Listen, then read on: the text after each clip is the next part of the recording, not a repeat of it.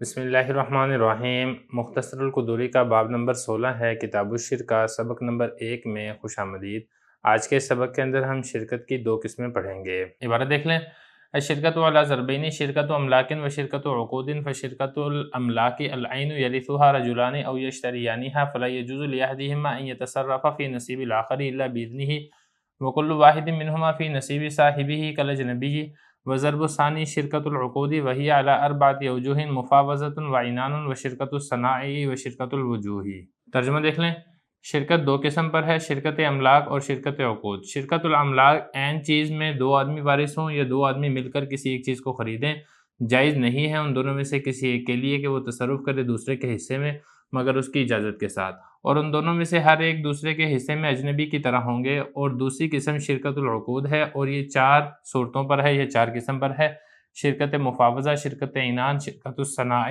اور شرکت الوجوہ۔ عبارت اور ترجمہ ہو چکا ہے، اب چلتے ہیں اس کی تشریح کی طرف۔ کتاب الشفع کے بعد کتاب الشرکہ کو شروع کر رہے ہیں۔ دونوں میں مناسبت اس اعتبار سے ہے کہ شفع کے بعض مسائل چونکہ شرکت سے متعلق تھے، اسی لیے شفع کے فوراً بعد شرکت کو شروع کر رہے ہیں۔ بات کر لیتے ہیں شرکت کی لغوی اور اصطلاحی تعریف کی۔ شرکت کا جو لفظ ہے، اس میں شین پر کسرہ ہے اور را ساکن ہے۔ اس کا مطلب ہوتا ہے ایک مال کو دوسرے مال کے ساتھ اس طرح ملا دینا کہ دونوں میں امتیاز باقی نہ رہے، دونوں میں تفریق اور جدائیگی باقی نہ رہے۔ اور اصطلاحی تعریف اس کی یہ ہے کہ اصل اور نفع میں 2 حصے داروں کا آپس میں شریک ہونا، اس کو شرکت کہا جاتا ہے۔ پہلا مسئلہ دیکھیں، بتا رہے ہیں کہ شرکت کی 2 قسمیں ہیں، شرکت املاک اور شرکت عقود۔ شرکت املاک کا مطلب یہ ہے 2 یا 2 سے زیادہ آدمی کسی ایک چیز کے اندر بغیر کسی معاہدے کے شریک ہوں، یعنی باضابطہ طریقے سے ایجاب اور قبول کر کے کسی ایک چیز میں شریک نہ ہوں، بس اچانک کسی ایک چیز کے اندر دونوں شریک ہو جائیں۔ مثال کے طور پہ باپ کا انتقال ہوا اور باپ کی جو وراثت ہے وہ 2 بیٹوں کو مل گئی۔ اب یہ 2 بیٹے وراثت کے اندر اچانک ایک دوسرے کے ساتھ شریک ہو چکے ہیں، یا اسی طریقے سے 2 آدمیوں نے مل کر کوئی ایک چیز خرید لی، اب وہ دونوں مل کر اس ایک چیز کے مالک بن چکے ہیں۔ تو یہ جو شرکت ہے، اس کا تعلق ہے ملکیت کے ساتھ، تو یہاں پہ چونکہ ملکیت کے اندر شرکت ہوتی ہے، اس لیے اس کو شرکت املاک کہا جاتا ہے۔ حضرت عبارت دیکھیں، فرما رہے ہیں کہ شرکت کی 2 قسمیں ہیں، ایک ہے شرکت املاک اور دوسری ہے شرکت عقود۔ شرکت عقود کے بارے میں انشاءاللہ آگے ساری تفصیل آ رہی ہے۔ شرکت املاک کے بارے میں بتایا کہ العین، وہ ایک عین یعنی ایک خاص اور متعین چیز ہوتی ہے، یرثها رجلان، 2 آدمی اس کے وارث بن جاتے ہیں۔ باپ کا انتقال ہوا ہے، دکان چھوڑی ہے، اب اس دکان میں 2 آدمی وارث بن چکے ہیں جو کہ اس کے دونوں بیٹے ہیں۔ یا اسی طریقے سے 2 آدمی مل کر کوئی ایک چیز خرید لیں تو تب بھی اس ایک چیز کے اندر ان دونوں کی جو شرکت ہے، اس شرکت کو شرکت املاک کہا جاتا ہے۔ فلا یجوز لاحدہما، شرکت املاک کا یہاں سے حکم بیان کیا جا رہا ہے کہ شریکین میں سے ہر ایک دوسرے کے حصے میں اجنبی کی طرح ہیں، اگرچہ ایک چیز کے اندر دونوں کی شرکت ہے لیکن دونوں کے حصے الگ الگ ہیں، اس لیے دوسرے کے حصے میں اس کی اجازت کے بغیر تصرف کرنا جائز نہیں ہے، اس لیے اپنی باری مقرر کر لیں گے اور باری باری اس چیز کو استعمال کرتے رہیں گے۔ مثال کے طور پہ ایک گاڑی ہے، گاڑی مل گئی ہے وراثت میں، تو وہ گاڑی ہے تو گاڑی کے اندر آپ باری مقرر کر لیں، یا تو کلومیٹر کے اعتبار سے مقرر کر لیں یا دن کے اعتبار سے مقرر کر لیں، لیکن یہ ہے کہ دوسرے کی اجازت کے بغیر اس کی ملکیت کے اندر آپ تصرف نہیں کر سکتے ہیں۔ عبارت دیکھیں ذرا، فرما رہے ہیں فلا یجوز لاحدہما، جائز نہیں ہے ان دونوں میں سے کسی ایک کے لیے ان یتصرف، تصرف کرے، استعمال کرے، فی نصیب الاخر، دوسرے کے حصے میں، الا باذنہ، مگر اس کی اجازت کے ساتھ، وکل واحد منہما فی نصیب صاحبہ، اور ان دونوں میں سے ہر ایک دوسرے کے حصے کے اندر کل اجنبی، اجنبی کی طرح، یعنی اگرچہ دونوں ایک چیز کے اندر شریک تو ہیں لیکن اجنبی کی طرح ہیں اور بغیر اجازت کے دوسرے کے ملکیت کے اندر آپ تصرف نہیں کر سکتے ہیں۔ وضرب الثانی، یہاں سے شرکت کی دوسری قسم بیان کی جا رہی ہے کہ شرکت کی دوسری قسم ہے شرکت عقود۔ 2 یا زیادہ اشخاص آپس میں معاہدے کے ذریعے سے کسی مال یا اس کے منافع کے اندر شرکت کر لیں تو اس قسم کی جو شرکت ہے جس کو شرکت عقود کہا جاتا ہے۔ یہ والی شرکت چونکہ باقاعدہ ایجاب و قبول کی وجہ سے ہوتی ہے، اسی لیے اس کو شرکت عقود کہا جاتا ہے، کیونکہ یہ عقود عقد سے ہے۔ عبارت دیکھیں ذرا، فرما رہے ہیں کہ وضرب الثانی شرکت العقودی، اور جو دوسری قسم ہے شرکت عقود ہے، وہی الاربعۃ اوجہ، اس کی 4 صورتیں ہیں، یہ 4 قسمیں ہیں۔ پہلا ہے شرکت مفاوضہ، دوسری ہے شرکت عنان، اور تیسری ہے شرکت صناع، اور چوتھی ہے شرکت وجوہ۔ یہ چاروں کی چاروں قسمیں انشاءاللہ آگے چل کے ہم تفصیل سے پڑھیں گے۔ بسم اللہ الرحمن الرحیم۔ مختصر القدوری کا باب نمبر 16 ہے، کتاب الشرک کا سبق نمبر 2 میں خوش آمدید۔ آج کے سبق کے اندر ہم شرکت مفاوضہ کی تعریف اور اس کے احکام پڑھیں گے۔ عبارت دیکھ لیں، فاما شرکت المفاوضۃ ان یشترک الرجلان فیتساویان فی مالہما وتصرفہما ودینہما فیجوز بین الحرین المسلمین البالغین العاقلین ولا یجوز بین الحر والمملوک ولا بین الصبی والبالغ ولا بین المسلم والکافر वतनाकिदु अलल वकालति वल कफ़ालति वमा यश्तरीहि कुल्लु वाहिदिन मिनहुमा यकूनु अला शिरकति इल्ला तआमु अहलिही व किस्वतिही वमा यल्ज़मु कुल्ला वाहिदिन मिन अद-दुयूनि बदलन अम्मा यसिहु फ़ीहि अल-इश्तिराकु फ़ल-आख़िरु ज़ामिनुन लहु फ़इन वरिसा अहदुहुमा मा ला तसिहु फ़ीहि शिरकतु औ वुहिब लहु व वसला इला यदिही बतलतिल मुफ़ावज़तु व सारतिश शिरकतु इनानन वला तनआकिदु शिरकतु इल्ला बिद-दराहिमि व दनानीरि वल फ़ुलूसिन नाफ़िक़ति वला यजूज़ु फ़ीमा सिवा ज़ालिका इल्ला अन यतआमल अन्नासु बिही कत्तिब्रि वन्नुक़रति फ़तसिहु शिरकतु बिहिमा व इन अरादा शिरकत बिल-उरूज़ि बाअ कुल्लु वाहिदिन मिनहुमा निस्फ़ मालिही बिनिस्फ़ि मालिल आख़िरी सुम्मा अक़द शिरकता। तर्जुमा देख लें। बहरहाल शिरकत मुफ़ावज़ा ये है कि दो आदमी शरीक हों और वो दोनों बराबर हों माल में, तसर्रुफ़ में और दीन में, लिहाजा ये शिरकत जायज़ है दो आज़ाद मुसलमान बालिग आकिल के दरमियान, और जायज़ नहीं है आज़ाद और ग़ुलाम के दरमियान, और ना ही बच्चे और बालिग के दरमियान, और ना ही मुसलमान और काफिर के दरमियान। और ये शिरकत मुनक़िद होती है वकालत और कफ़ालत पर, और इन दोनों में से हर एक जो खरीदेंगे उसमें शिरकत वाक़या होगी मगर अपने घर वालों का खाना और कपड़ा। और इन दोनों में से हर एक को जो दैन लाजिम होंगे किसी ऐसी चीज़ के बदले में जिसमें इश्तिराक सही है तो दूसरा उसका ज़ामिन होगा। और अगर इन दोनों में से कोई एक वारिस होगा ऐसी चीज़ का जिसमें शिरकत सही नहीं है, या उसको हिबा हो जाएगी कोई चीज़ और वो उसके कब्ज़े में पहुंच जाएगी, तो इसमें शिरकत मुफ़ावज़ा बातिल हो जाएगी और ये शिरकत इनान बन जाएगी।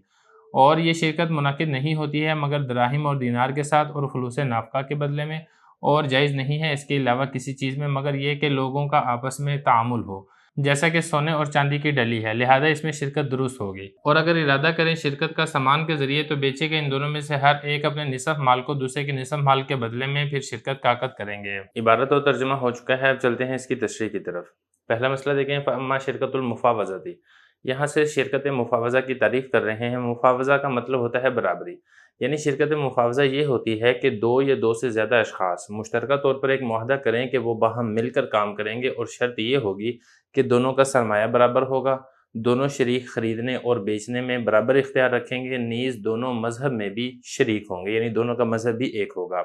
इबारत देखें ज़रा, फरमा रहे हैं शिरकत मुफ़ावज़ा वो ये है यश्तरिक रजुलानी, इश्तिराक करें, शिरकत करें दो आदमी, फ़यतसावयानी, दोनों बराबर होंगे माल में, तसर्रुफ़ में यानी ख़रीदने बेचने के अंदर भी दोनों बराबर होंगे, व दीनहिमा, और दीन के अंदर भी दोनों बराबर होंगे। फ़यजूज़ु बैनल हुर्रैनिल मुस्लिमैनिल बालिगैन। यहाँ से मसला ये बयान किया जा रहा है कि शिरकत मुफ़ावज़ा दो ऐसे आदमियों के दरमियान दुरुस्त होगी कि जो दोनों आदमी आज़ाद हैं, दोनों मुसलमान हैं, दोनों बालिग हैं और दोनों आकिल हैं, तो फिर तो इनके दरमियान शिरकत मुफ़ावज़ा सही होगी। क्योंकि देखें शिरकत मुफ़ावज़ा में दोनों शरीक एक दूसरे के वकील होते हैं और कफ़ील भी होते हैं, यानी एक शरीक जो भी ख़रीदेगा आधा उसमें से उसका है और आधा उसमें से उसके पार्टनर का है। और अगर एक शरीक के ऊपर कर्ज़ आ जाएगा तो दूसरे शरीक के ऊपर भी आधा कर्ज़ लाजिम होगा। दोनों बेक वक़्त एक दूसरे के वकील और कफ़ील उस वक़्त बन सकते हैं जब ये सारी चीज़ें मौजूद होंगी। तो इसीलिए फरमा रहे हैं कि यजूज़ु जायज़ है बैनल हुर्रैन, हुर की जमा हुर की तस्निया है दो आज़ादा आदमियों के दरमियान जो दोनों मुसलमान हों, दोनों बालिग हों और दोनों आकिल हों। और अगर इनमें से कोई एक भी शर्त नहीं पाई जाएगी तो फिर इस सूरत के अंदर शिरकत मुफ़ावज़ा दुरुस्त नहीं होगी, क्योंकि बराबरी यहाँ पर नहीं पाई जा रही है। यही वजह है कि आज़ाद और ममलूक ग़ुलाम अगर ये शिरकत मुफ़ावज़ा करते हैं तो ऐसा करना जायज़ नहीं है। इसी तरीके से सभी और बालिग, बच्चा और बालिग आपस में शिरकत मुफ़ावज़ा करते हैं तो ऐसा करना जायज़ नहीं है। इसी तरह मुसलमान और काफिर अगर आपस में शिरकत मुफ़ावज़ा करते हैं तो ऐसा करना जायज़ नहीं है, क्योंकि मुफ़ावज़ा के अंदर बराबरी ज़रूरी है और यहाँ पे बराबरी नहीं पाई जा रही है। वतनाकिदु अलल वकालति वल कफ़ालति, वही वाली बात है कि शिरकत मुफ़ावज़ा में दोनों में से हर शरीक दूसरे का वकील भी होता है और दूसरे का कफ़ील भी होता है, यानी जो भी एक आदमी ख़रीदेगा उसमें से आधा उसका है और दूसरा उसके पार्टनर का है। इसी तरीके से एक आदमी के ऊपर अगर कोई कर्ज़ आ चुका है तो आधा कर्ज़ उसके ऊपर होगा और आधा कर्ज़ उसके पार्टनर के ऊपर होगा। तो यही बता रहे हैं कि शिरकत मुफ़ावज़ा ये मुनाकिद होती है वकालत और कफ़ालत पर, यानी दोनों पार्टनर एक दूसरे के वकील भी होते हैं और एक दूसरे के कफ़ील भी होते हैं। देखें ये फरमा रहे हैं वतनाकिदु अलल वकालति वल कफ़ालति, शिरकत मुफ़ावज़ा वकालत और कफ़ालत के ऊपर मुनाकिद होती है। वमा यश्तरीहि कुल्लु वाहिदिन मिनहुमा। देखिए जब शिरकत मुफ़ावज़ा मुनाकिद हो जाए तो तिजारत से मुतल्लिक़ कोई भी चीज़ जब एक पार्टनर ख़रीदेगा तो वो मुश्तरका तौर पे ख़रीद तसव्वुर होगी और दूसरा पार्टनर भी उसमें बराबर दर्जे का शरीक होगा। अलबत्ता अगर अपने बीवी बच्चों के घर के लिए, खाने पीने के लिए या ज़रूरियात ज़िंदगी का कोई सामान ख़रीदा है जो कि तिजारत से मुतल्लिक़ नहीं है तो फिर उसके अंदर शिरकत नहीं होगी और ये उसी का ही होगा जिसने ख़रीदा है। देखिए ये फरमा रहे हैं मा यश्तरीही, ये जो मीम अलिफ मा ये नाफिया नहीं बल्कि मा मौसूला है। जो ख़रीदेगा कुल्लु वाहिद मिनहुमा, इन दोनों में से हर एक, यकून वाले शिरकती, उसमें शिरकत होगी, लेकिन इसके लिए ज़रूरी है कि वो जो सामान ख़रीदा जा रहा है वो तिजारत से मुतल्लिक़ हो। इल्ला तआमु अहलिही व किस्वतिही, सिवाय घर वालों के खाने और उनके कपड़े के, यानी जो घर की ज़रूरियात ज़िंदगी का सामान है اگر وہ خریدے گا تو اس کے اندر شرکت منعقد نہیں ہوگی، کیونکہ وجہ یہ ہے کہ جو گھر کے لیے اس نے سامان خریدا ہے اس کے اندر نہ تو کفالت ہوتی ہے نہ ہی وکالت ہوتی ہے، اور یہ ہم اوپر پڑھ چکے ہیں کہ شرکت مفاوضہ کے اندر کفالت اور وکالت دونوں ہوتی ہیں۔ وما یلزم کل واحد من الدیون، دیکھیں تجارت وغیرہ کی وجہ سے دونوں شریکوں میں سے کسی ایک کے اوپر اگر قرض لازم ہو جائے گا تو پھر دوسرا بھی اس میں برابر درجے کا ذمہ دار ہوگا، کیونکہ میں نے آپ کو اوپر بتایا ہے کہ کفالت اور وکالت دونوں کے اوپر شرکت منعقد ہوتی ہے، تو دوسرا پارٹنر یہ بھی اس کا کفیل ہے اور یہ دوسرے پارٹنر کا کفیل ہے، اور ظاہر ہے جب اصیل کے اوپر قرض آ جاتا ہے تو کفیل کے اوپر بھی برابر درجے کا قرض آتا ہے، لہذا یہاں پر اگر ان کے اوپر کوئی قرض آ چکا ہے تو پھر کفالت کی وجہ سے دوسرا بھی اس کے ادا کرنے کا برابر کا ذمہ دار ہوگا۔ لیکن اس میں ایک چیز کا خیال رکھنا ضروری ہے کہ یہ جو اشتراک ہے قرض کے بارے میں یہ انہی امور کے اندر درست ہوگا جن کے اندر شرکت مفاوضہ صحیح ہے، مثال کے طور پہ خرید و فروخت ہے، کرایہ ہے، لین دین ہے، قرض وغیرہ کے معاملات ہیں۔ البتہ اگر کوئی ایسے معاملات ہیں جن میں شرکت مفاوضہ درست نہیں ہے، اگر اس کی وجہ سے کوئی جرمانہ آ جاتا ہے، کوئی قرض آ جاتا ہے تو پھر اس کے اندر دوسرے پارٹنر کے اوپر وہ قرض نہیں آئے گا۔ مثال کے طور پہ جرم کا تاوان ہے، یا نکاح کی وجہ سے مہر لازم ہو گیا ہے، یا خلع کی وجہ سے اس کو حق مہر واپس لوٹانا پڑ رہا ہے، اس قسم کے جو امور ہیں یہ چونکہ ان کے اندر شرکت مفاوضہ نہیں ہوتی ہے، لہذا یہ پارٹنر کے اوپر برابر درجے کے اوپر قرض نہیں آئے گا۔ وما یلزم، یہاں پر بھی میم الف ما جو ہے یہ موصولہ ہے، لازم ہوگا کل واحدین، ان دونوں میں سے ہر ایک کو من الدیون، دیون میں سے، یہ جو من الدیون ہے یہ ما یلزم کا فاعل ہے، دیون میں سے ہر ایک کو جو لازم ہو رہا ہے بدلاً ایسی چیز کے بدلے میں اما یصح فیہ الاشتراک، جس کے اندر اشتراک یعنی شرکت مفاوضہ صحیح ہے، فالآخر ضامن لہ، تو پھر اس قرضے کا دوسرا بھی ضامن ہوگا، اور اگر کوئی چیز ایسی ہے جس کے اندر شرکت مفاوضہ صحیح نہیں ہے اس کی وجہ سے اگر قرض آ رہا ہے تو پھر دوسرا ضامن نہیں ہوگا، جیسا کہ میں نے آپ کو بتا دیا ہے نکاح کا مہر ہے، یا جرم وغیرہ کا تاوان ہے، یا اسی طریقے سے خلع کی وجہ سے مہر واپس لوٹا رہا ہے، ایسے امور کے اندر چونکہ اشتراک درست نہیں ہے، لہذا اگر ایسے امور کی وجہ سے کوئی قرض یا تاوان لازم آ چکا ہے تو پھر دوسرا اس کا ضامن نہیں ہوگا۔ فَإِنْ وَرِثَ أَحَدُهُمَا، پہلا مسئلہ آپ یہاں پر یہ سمجھیں کہ شرکت مفاوضہ کے اندر مالی طور پہ برابر ہونا ضروری ہے۔ اگر بالفرض ایک آدمی کا 50,000 سرمایہ ہے تو اس کے دوسرے پارٹنر کا بھی 50,000 سرمایہ ہونا چاہیے، ابتداءً بھی اور بقاً بھی۔ بقاً کا مطلب یہ ہے کہ شروع میں جس طریقے سے مالی مساوات ضروری ہے، بعد میں بھی مالی مساوات یہ ہونی چاہیے، یعنی سرمایہ دونوں کا آخر تک برابر رہنا چاہیے، تب تو شرکت مفاوضہ ہوگی۔ اور اگر مالی سرمایہ کسی کا کم ہے اور کسی کا زیادہ ہو گیا ہے تو پھر یہ شرکت مفاوضہ نہیں ہے بلکہ یہ شرکت عنان ہے، کیونکہ شرکت عنان کے اندر یہ والی بات جائز اور درست ہوتی ہے، ایک کا سرمایہ کم ہو اور دوسرے کا سرمایہ زیادہ ہو۔ اب یہ والا آپ نے دونوں میں فرق سمجھ لیا ہے مفاوضہ اور عنان میں۔ اب اس کے بعد آگے مسئلہ یہ بیان کر رہے ہیں کہ دونوں شریکوں میں سے کوئی ایک درہم کا یا دینار کا یا سکہ رائج الوقت جو کرنسی چل رہی ہے، جیسا کہ پاکستان کے اندر روپے ہیں، امریکہ کے اندر ڈالر ہیں وغیرہ ذالکہ، اگر کوئی اس کا وارث بن گیا یا اسی طریقے سے کسی نے اس کو مال ہبہ کر دیا اور اس نے اس کے اوپر قبضہ بھی کر لیا، تو پھر ایسی صورتوں کے اندر شرکت مفاوضہ باطل ہو کے شرکت عنان ہو جائے گی، کیونکہ میں آپ کو بتا چکا ہوں کہ مفاوضہ کے اندر جس طریقے سے ابتداءً مالی مساوات ضروری ہے، بقاً بھی ضروری ہے، یہاں پر ابتداءً تو مالی مساوات تھی لیکن بقاً چونکہ مالی مساوات نہیں ہے، لہذا یہ شرکت مفاوضہ باقی نہیں رہی ہے، شرکت عنان بن گئی ہے، اور شرکت عنان کے اندر مالی مساوات یا مالی برابری یہ لازم اور ضروری نہیں ہے۔ فرما رہے فَإِنْ وَرِثَ أَحَدُهُمَا، اگر ان دونوں میں سے وارث بنا، ما یہ لا جو ہے نا، یہ لا صحیح نہیں بن رہا، کیونکہ لا تصح فی شرکہ ہو تو مسئلہ بالکل غلط ہو جاتا ہے، اس کو اس طریقے سے ہونا چاہیے فَإِنْ وَرِثَ أَحَدُهُمَا، اگر ان دونوں میں سے وارث بنا ما تصح فی شرکہ، ایسے مال کا جس کے اندر شرکت مفاوضہ درست ہے، یہ اسی طریقے سے کسی شخص نے اس کو مال ہبہ کیا وَوَصَلَ إِلَى يَدِهِ، اور مال اس تک پہنچ بھی گیا۔ دیکھیں جو ہبہ کرنا ہے، ہبہ کرنے کے اندر قبضہ کرنا یہ بھی لازم اور ضروری ہے، کیونکہ ہبہ قبضے کے ساتھ ہی مکمل ہوتا ہے، لہذا اگر پارٹنر میں سے کسی ایک پارٹنر کو کسی نے کو مال ہبہ کیا ہے تو صرف مال ہبہ کرنے کی وجہ سے شرکت مفاوضہ ختم نہیں ہوگی جب تک جس کو ہبہ کیا گیا ہے اس مال کے اوپر قبضہ نہ کر لے، تو جب اس کے اوپر مال کے اوپر قبضہ کر لے گا تو پھر اس صورت کے اندر شرکت مفاوضہ یہ باطل ہوگی۔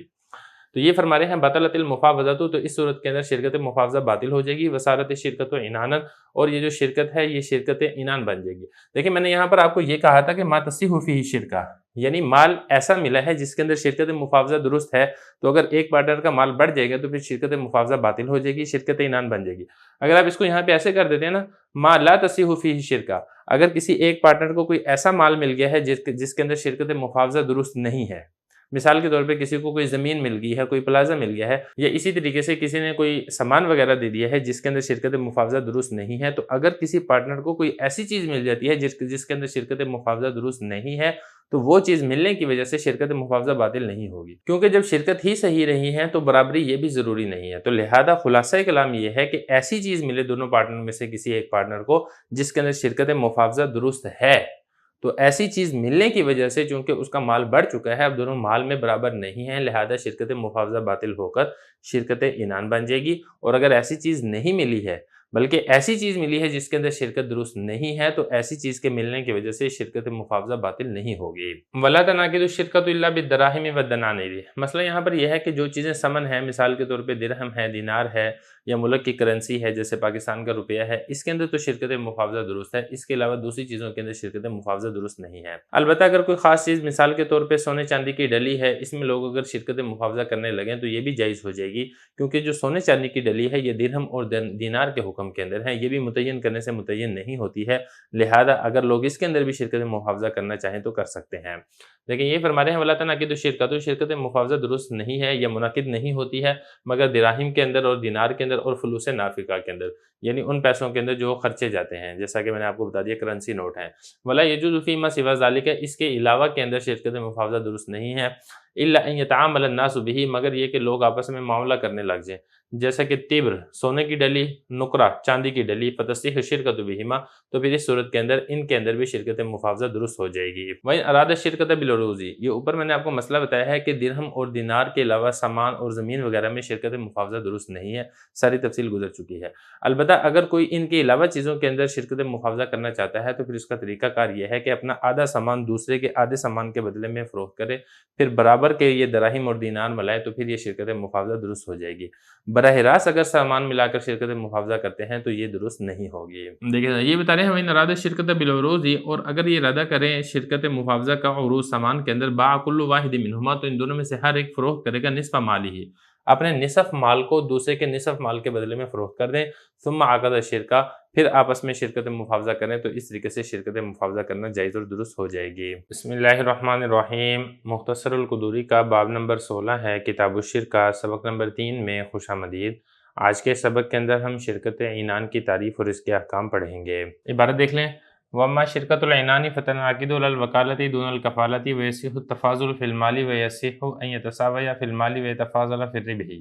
وَيَجُوزُ أَنْ يَعْقِدَهَا كُلُّ وَاحِدٍ مِّنْهُمَا بِبَعْضِ مَالِهِ دُونَ بَعْضٍ وَلَا تَصِحُّ إِلَّا بِمَا بَيَّنَّا أَنَّ الْمُفَاوَضَةَ تَصِحُّ بِهِ وَيَجُوزُ أَنْ يَشْتَرِكَا وَمِنْ جِهَةِ أَحَدِهِمَا دَنَانِيرُ وَمِنْ جِهَةِ الْآخَرِ دَرَاهِمُ وَمَا اشْتَرَاهُ كُلُّ وَاحِدٍ مِّنْهُمَا لِلشِّرْكَةِ طُولِبَ بِثَمَنِهِ دُونَ الْآخَرِ وَيَرْجِعُ عَلَى شَرِيكِهِ بِحِصَّتِهِ مِنْهُ وَإِذَا هَلَكَ مَالُ الشِّرْكَةِ أَوْ أَحَدُ الْمَالَيْنِ قَبْلَ أَنْ يَشْتَرِيَ شَيْئًا بطلت الشركة وإن اشترى أحدهما بماله شيئا وهلك مال الآخر بعد الشراء فالمشترى بينهما على ما شرطا ويرجع على شريكه بحصته من ثمنه ويجوز الشركة وإن لم يخلط المال ولا تصح الشركة إذا اشترط لأحدهما دراهم مسماة من الربح ولكل واحد من المفاوضين وشريكي العنان أن يبزع المال ويدفعه مضاربة ويوكل من يتصرف فيه ويرهن ويسترهن ويستاجر الأجنبي عليه ويبيع بالنقد والنسيئة ويده في المال يد أمانة۔ ترجمہ دیکھ لیں، بہرحال شرکت عنان منعقد ہوتی ہے وکالت پر نہ کہ کفالت پر، اور صحیح ہے اضافہ مال میں، اور یہ بھی صحیح ہے کہ مال میں دونوں برابر ہوں اور منافع کے اندر اضافہ ہو، اور جائز ہے کہ منعقد کریں ان دونوں میں سے ہر ایک اپنے بعض مال پر نہ کہ بعض مال پر، اور نہیں صحیح ہوتی شرکت عنان مگر جو ہم بیان کر چکے ہیں کہ مفاوضہ جس سے صحیح ہوتا ہے، اور جائز ہے کہ شریک ہوں اور ایک آدمی کی جہت سے دنانیر ہوں اور دوسرے کے پاس سے درہم ہوں، اور ان دونوں میں سے جو ایک بھی شریک خریدے گا شرکت کے لیے تو طلب کیا جائے گا اس کے ثمن کا اسی سے نہ کہ دوسرے سے، اور وہ رجوع کرے گا اپنے شریک پر اس کے حصہ کے برابر اس سے، اور جب ہلاک ہو جائے شرکت کا مال یا دونوں مالوں میں سے کوئی ایک قبل اس کے کہ انہوں نے کوئی چیز خریدی ہو اس سے، تو شرکت باطل ہو جائے گی، اور اگر ان دونوں میں سے کسی نے کوئی چیز خرید لی اپنے مال سے اور دوسرے کا مال ہلاک ہو گیا خریدنے کے بعد، تو جو چیز خریدی گئی ہے وہ ان دونوں کے درمیان اسی اعتبار سے ہوگا جس پر انہوں نے شرط لگائی، اور وہ رجوع کرے گا اپنے شریک پر اس کے ثمن میں سے حصے کے برابر۔ اور جائز ہے شرکت اگرچہ دونوں اپنے مال کو نہ ملائیں، اور صحیح نہیں ہے شرکت اگر شرط لگا دی جائے ان دونوں میں سے کسی ایک کے لیے مقرر دراہم نفع میں سے۔ شرکت مفاوضہ کرنے والوں میں سے دونوں میں سے ہر ایک کے لیے اور شرکت عنان کے دونوں شریکوں میں سے ہر ایک کے لیے یہ والی بات جائز ہے کہ وہ اپنے مال کو تجارت کے لیے دیں، اور دیں کسی شخص کو مضاربت کے طور پر، اور وکیل بنائے ایسے شخص کو جو تصرف کرے اس مال میں، اور رہن دے اور رہن لے، اور اجرت پر رکھے اجنبی کو اس مال پر، اور وہ فروخت کرے نقد بھی اور ادھار بھی، اور شریک کا قبضہ مال میں امانت کا قبضہ ہے۔ عبارت اور ترجمہ ہو چکا ہے، اب چلتے ہیں اس کی تشریح کی طرف۔ شرکت عنان یہاں سے شروع کر رہے ہیں۔ عنان یعنی عین کے کسرہ کے ساتھ، اس کا معنی ہوتا ہے اعراض کرنا، چونکہ اس شرکت میں کفالت سے اعراض کیا جاتا ہے، اس لیے اس شرکت کو شرکت عنان کہا جاتا ہے۔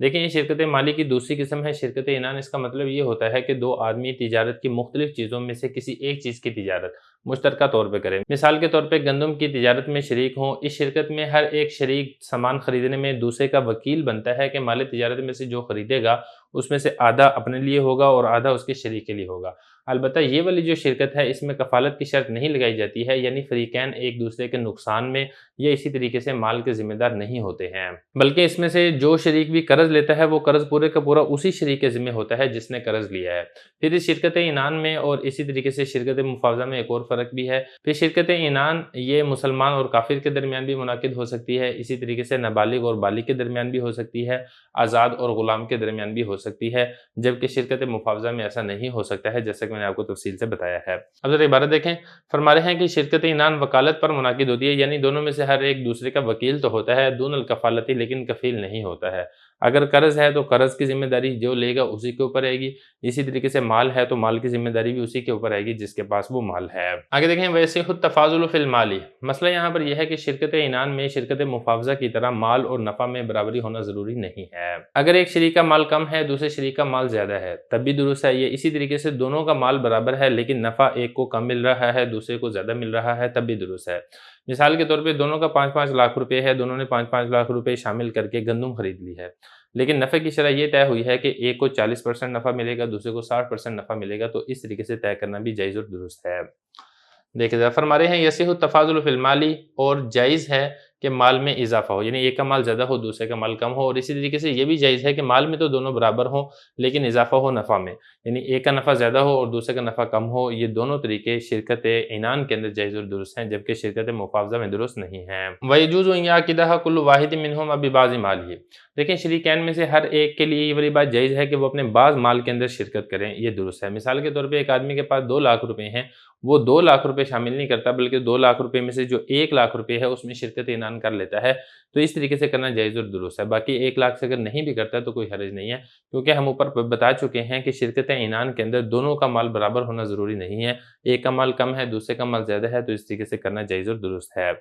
لیکن یہ فرما رہے ہیں جائز ہے یا کدہ شرکت عنان کریں کل واحد منہما، شریکوں میں سے دونوں میں سے ہر ایک ببعض مالی، اپنے مال میں سے بعض حصے کے ساتھ، دون بعض نہ کہ تمام مال سے۔ تمام مال سے کرنا یہ ضروری نہیں ہے، اپنے مال میں سے بعض مال کے اندر آپ شرکت عنان کر لیں تو جائز اور درست ہے۔ مثال کے طور پہ ایک آدمی کے پاس 10 لاکھ ہیں دوسرے آدمی کے پاس 5 لاکھ ہیں، 10 لاکھ والا 7 لاکھ شامل کر لیتا ہے، 5 لاکھ والا 3 لاکھ شامل کر لیتا ہے، تو اس میں کوئی حرج کی بات نہیں ہے۔ وَلَا تَصِحُّ إِلَّا بِمَا بَيَّنَّا أَنَّ الْمُفَاوَضَةَ۔ دیکھیں شرکت عنان کے بارے میں بتا رہے ہیں کہ شرکت عنان انہی چیزوں کے اندر درست ہوگی جس کے اندر شرکت مفاوضہ درست ہے۔ شرکت مفاوضہ کے اندر میں نے آپ کو بتایا تھا دراہم کے اندر ہو سکتی ہے، دینار کے اندر ہو سکتی ہے، فلوس نافقہ کے اندر ہو سکتی ہے، سونے چاندی کی ڈلی کے اندر ہو سکتی ہے، یہ اسی طریقے سے جو ملکوں کی کرنسی ہے جو کہ ملکوں کے اندر رائج ہوتی ہے، جیسے پاکستان میں پاکستانی روپیہ ہے، تو جو تفصیل ہم نے وہاں پہ شرکت مفاوضہ میں پڑھی تھی بالکل شرکت عنان کے اندر بھی یہی ساری تفصیل ہے، انہی کے اندر ہی شرکت عنان درست ہو سکتی ہے۔ زمین کے اندر اگر شرکت عنان کریں گے تو درست نہیں ہوگی، روپے پیسے سونے چاندی وغیرہ میں آپ شرکت عنان کر سکتے ہیں۔ دیکھیے یہ فرما رہے ہیں ولا تصیح، شرکت عنان صحیح نہیں ہے الا بما بینا، جو ہم نے پہلے آپ کو بیان کر دی ہے، ان المفاوضۃ تصیح بھی، شرکت مفاوضہ جن کے اندر صحیح ہوتی ہے شرکت عنان بھی انہی میں ہی صحیح اور درست ہوگی۔ ویجوز ان یشتریکا، مسئلہ یہاں پہ یہ ہے شرکت عنان میں ایک شریک دراہم لے کر آتا ہے دوسرا شریک دینار لے کر آتا ہے، تو کیا یہ دونوں دراہم اور دینار کے ساتھ شرکت عنان کر سکتے ہیں؟ یعنی دونوں دراہم نہیں لے کر آتے، دونوں دینار نہیں لے کر آتے، بلکہ ایک کے پاس دراہم اور دوسرے کے پاس دینار ہے، تو دیکھیں اس کا جواب یہ ہے کہ شرکت عنان اس طریقے سے جائز اور درست ہے، کیونکہ دراہم اور دینار کو بہت سے احکام کے اندر ایک ہی جنس کے درجے میں رکھا گیا ہے، لہذا جب یہ ایک ہی جنس کے درجے میں ہے تو اگر ایک آدمی شرکت عنان میں دراہم لے کر آتا ہے دوسرا دینار لے کر آتا ہے تو تب بھی شرکت عنان جائز اور درست ہے۔ اب ذرا عبارت دیکھیں، فرما رہے ہیں کہ جائز ہے شرکت عنان کرے ومن جہت یہدیما، اور ایک آدمی کی جہت سے دنانیر ہو، یعنی ایک آدمی کی طرف سے دینار شامل کیے جائیں اور دوسرے آدمی کی جہت سے دراہم شامل کیے جائیں۔ فمشتراہ کل واحد منہما للشرکۃ،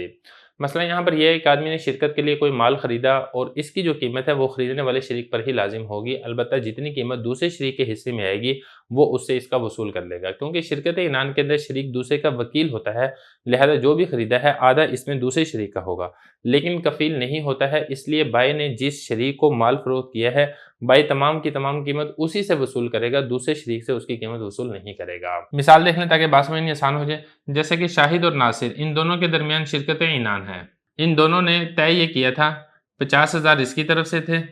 اور 50,000 اس کی طرف سے تھے،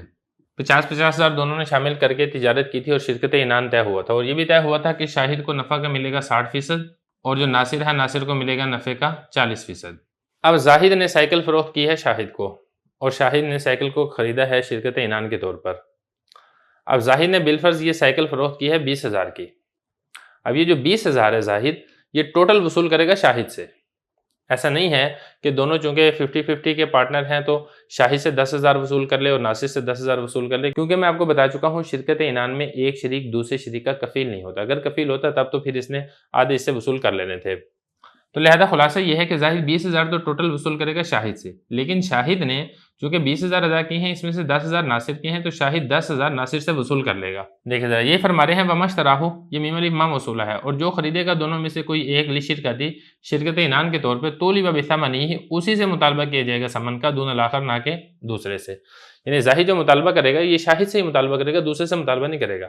وَيَرْجِعُ عَلَىٰ شَرِيكِهِ، اور یہ جو شاہد ہے یہ اپنے شریک سے رجوع کر لے گا بِحِصَّتِهِ مِنْهُ، اس کا جتنا حصہ بنتا ہے۔ اگر 50-50 انہوں نے پارٹنرشپ کی ہے تو اس سے جو آدھی قیمت ہے وہ وصول کر لے گا، اگر 50-50 پارٹنرشپ نہیں ہے، 40-60 پارٹنرشپ ہے، 40% ناصر کا تھا، تو اس سے اس کی سائیکل کی قیمت جو 20,000 ہے اس کے 40% یہ ناصر سے وصول کر لے گا۔ وَإِذَا حَلَقَ مَالُ الشِّرْكَةِ، یہاں سے وہ صورتیں بیان کی جا رہی ہیں جس سے شرکت عنان ختم ہو جائے گی۔ پہلی صورت اس کے اندر یہ ہے کہ شرکت عنان کا جو مال تھا وہ ہلاک ہو گیا۔ مثال کے طور پہ دو شریک تھے، دونوں شریکوں نے 50,000 شامل کیے، 1,00,000 روپے انہوں نے شامل کیا کہ اس سے کوئی چیز خریدیں گے، لیکن وہ 1,00,000 روپیہ تھا وہ ضائع ہو گیا، وہ چوری ہو گیا، وہ ہلاک ہو گیا، تو ظاہر ہے جب مال ہی نہیں رہا تو پھر شرکت عنان بھی باقی نہیں رہے گی، کیونکہ مال کے اندر ہی شرکت عنان ہونی تھی۔ ایک صورت۔ دوسری صورت یہاں پر یہ سمجھے کہ دونوں نے مال آپس میں ملایا نہیں تھا اور نہ ہی کوئی چیز خریدی تھی، ایک شریک کا مال ہلاک ہو گیا، تب بھی شرکت ختم ہو جائے گی، کیونکہ جس کا مال تھا اگر اس کے اپنے ہاتھ کے اندر ہلاک ہوا تو اس کا اپنا مال ہلاک ہوا، ابھی تو شرکت ہوئی ہی نہیں ہے، جب مال ختم ہو چکا ہے لہذا اس سے شرکت عنان بھی ختم ہو جائے گی۔ اور اگر اس نے اپنا مال دوسرے کو دے دیا تھا، بالفرض دو آدمی تھے، ایک آدمی کے 50,000 تھے، دوسرے آدمی کے 1,00,000 روپے تھے، تو جو 1,00,000 روپے تھے اس نے دوسرے شریک کو پکڑایا تھا۔ اب یہ جو جس شریک کو پکڑایا تھا اس سے کوئی چور چوری کر کے لے جاتا ہے یا کسی نے اسے ڈکیتی کر لی ہے، تو جب تک کوئی چیز خریدے گا نہیں تو دوسرے شریک کے پاس جو پہلے شریک کا مال ہے وہ بطور امانت کے ہے، اور امانت اگر بغیر تعدی کے ہلاک ہو جائے تو اس سے ضمان نہیں آتا ہے۔ تو خلاصہ یہ ہے کہ مال جب ہلاک ہو جائے گا تو شرکت عنان بھی باقی نہیں رہے گی۔ اب ذرا عبارت دیکھیں، فرمانے وَإِذَا حَلَقَ مَالُ الشِّرْكَةِ، پہلی صورت جب شرکت کا مال ہلاک ہو جائے تو پھر کیا ہوگا؟ باطلت الشرکہ، حکم یہ ہے، پہلی صورت یہ ہے، اس کا حکم کیا ہے؟ باطلت الشرکہ، یہ والا۔ دوسری صورت احد المالین قبل ان یشتری شیئا، دو مالوں میں سے کوئی ایک ہلاک ہو جائے کوئی چیز خریدنے سے پہلے، تب بھی حکم یہی ہے، باطلت الشرکہ، یعنی شرکت باطل ہو جائے گی کیونکہ مال ہی باقی نہیں رہا ہے۔ جب مال باقی نہیں رہا ہے تو پھر شرکت کس چیز میں ہو سکتی ہے؟ آگے دیکھیں، وَإِنِ اشْتَرَىٰ أَحَدُهُمَا بِمَالِهِ شَيْئًا، اور اگر ان دونوں میں سے کسی ایک نے اپنے مال سے کوئی چیز خرید لی اور دوسرے کا مال ہلاک ہو گیا خریدنے کے بعد۔ دیکھیں شرکت عنان کے اندر جب مثال کے طور پہ یہ دو شریک ہیں، ایک ہے شاہد اور دوسرا ہے ناصر، شاہد کے تھے 50,000 اور ناصر کے تھے 50,000، دونوں نے 1,00,000 روپے کے اندر شرکت عنان کی تھی۔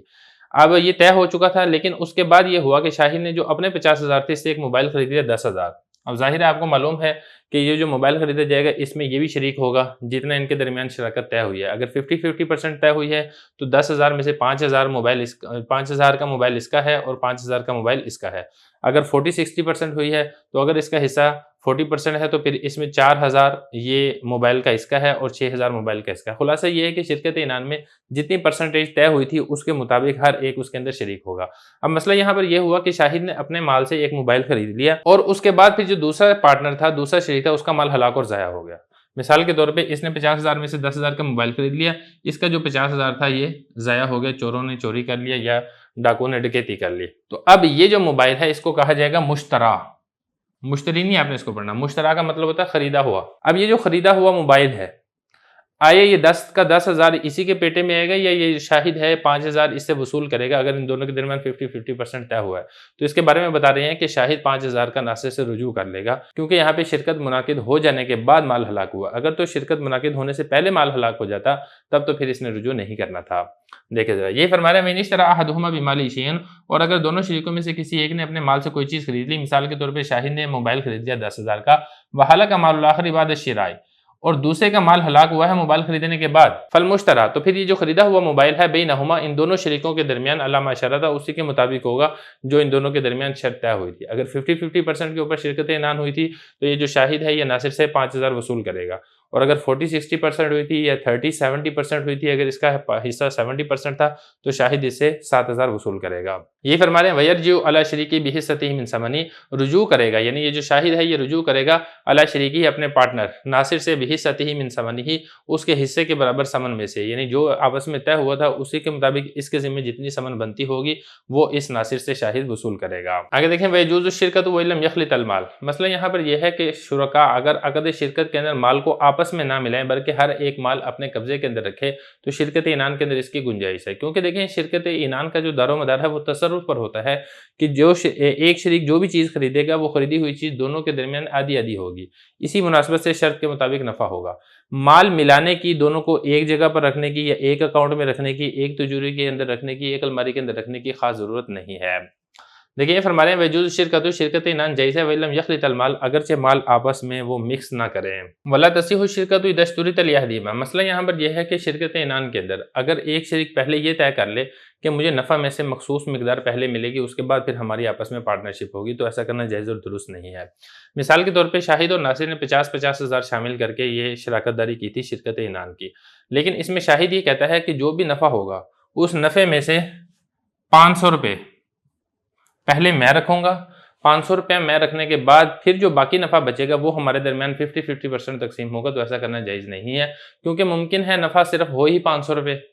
تو پھر اس صورت کے اندر تو دوسرے کا نقصان ہو جائے گا۔ یہ فرما رہے ہیں کہ لا تصیح الشرکہ، شرکت یہ صحیح نہیں ہے اذا اشترط، جب شرط لگا دی جائے لأحدہما، ان دونوں میں سے کسی ایک کے لیے، دراہم مسمات، مسمات متعین دراہم، جیسا کہ میں نے آپ کو مثال دے دی ہے کہ نفع میں سے اگر کوئی ایک شریک کہہ دیتا ہے کہ پہلے 500 میں لوں گا، ایسا کرنا جائز اور درست نہیں ہے، تو متعین دراہم کی اگر شرط لگا دی جائے نفع سے تو پھر ایسا کرنا جائز اور درست نہیں ہے۔ وَلِكُلِّ وَاحِدٍ مِّنَ الْمُفَاوِضَيْنِ، دیکھیں مسئلہ یہ ہے کہ تجارت کرنے میں جن کاموں کے کرنے کی ضرورت پیش آتی ہے اور وہ کام تجارت کے لیے نفع مند اور فائدہ مند ثابت ہوتے ہیں، شرکت مفاوضہ اور شرکت عنان کے اندر دونوں شریک وہ تمام کام کر سکتے ہیں۔ مثال کے طور پہ بضاعت کے طور پر کسی کو مال دے دینا، یا مضاربت کے طور پر کسی کو مال دے دینا، یا کسی کو مال خریدنے کا وکیل بنا دینا کہ وہ اس میں تصرف کرے یعنی خرید و فروخت کرے، یا کسی کا قرض لازم ہو گیا جس کی وجہ سے شرکت کا مال رہن پر رکھ دیا، یا کسی کو مال شرکت پر دے دیا اس کی وجہ سے کوئی چیز اپنے پاس رہن کے طور پہ رکھ دی، یا کسی اجنبی شخص کو ملازمت کے طور پہ رکھ دیا، تو یہ جو شرکاء ہیں شرکت عنان کے اندر بھی اور شرکت مفاوضہ کے اندر بھی یہ سارے کام برابر کر سکتے ہیں۔ اسی طریقے سے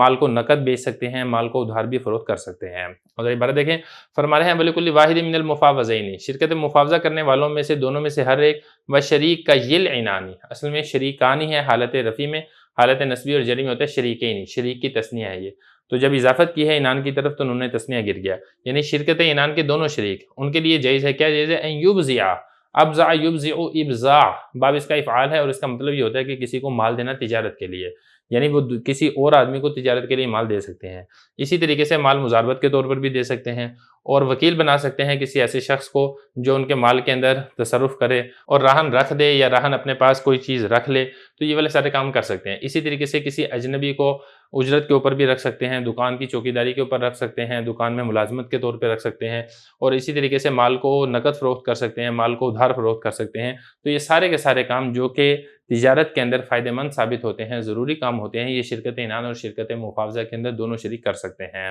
وَيَدُهُ فِي الْمَالِ يَدُ أَمَانَةٍ، دیکھیں شریک کے قبضے میں جو شرکت کا مال موجود ہے وہ امانت کے حکم کے اندر ہوتا ہے، اگر بغیر زیادتی کے اور بغیر اپنے قصور کے اگر وہ ہلاک اور ضائع ہو جاتا ہے تو اس پر تاوان لازم نہیں ہوتا ہے، کیونکہ شریک کی اجازت سے اس کے اوپر قبضہ ہے اور کسی بدلے کے بغیر قبضہ ہے، لہذا یہ امانت کا قبضہ تصور ہوگا۔ تو یہ بتا رہے ہیں وَيَدُهُ فِي الْمَالِ، اور جو شریک کا قبضہ ہے مال پر یہ یدو امانتٍ، یہ امانت کے طور پر قبضہ ہے۔ مثال کے طور پہ شاہد اور ناصر نے 50-50 ہزار شراکت داری کی تھی، اب ناصر کا جو 50 ہزار ہے یہ شاہد کے پاس ہے، شاہد کے پاس اپنا 50 ہزار بھی ہے اور اپنے پارٹنر کا 50 ہزار بھی ہے۔ اب اس کے بعد یہ ہوا کہ چوری ہوگی، اب چوری ہوگی جس کی وجہ سے 50 ہزار چلا گیا، تو اب یہ جو شاہد ہے شاہد ناصر کو ضمان نہیں دے گا، کیوں؟ کیونکہ یہ امانت تھی اور امانت بغیر تعدی اور بغیر ظلم کے ہلاک ہوئی ہے۔ بسم اللہ الرحمن الرحیم، مختصر القدوری کا باب نمبر 16 ہے، کتاب الشرکہ سبق نمبر 4 میں خوش آمدید۔ آج کے سبق کے اندر ہم شرکت صنائع اور شرکت وجوہ کے بارے میں پڑھیں گے۔ عبارت دیکھ لیں، وَأَمَّا شِرْكَةُ الصَّنَائِعِ فَالْخَيَّاطَانِ وَالصَّبَّاغَانِ يَشْتَرِكَانِ عَلَىٰ أَن يَتَقَبَّلَ الْأَعْمَالَ وَيَكُونُ الْكَسْبُ بَيْنَهُمَا فَيَجُوزُ ذَلِكَ وَمَا يَتَقَبَّلُهُ كُلُّ وَاحِدٍ مِّنْهُمَا مِنَ الْعَمَلِ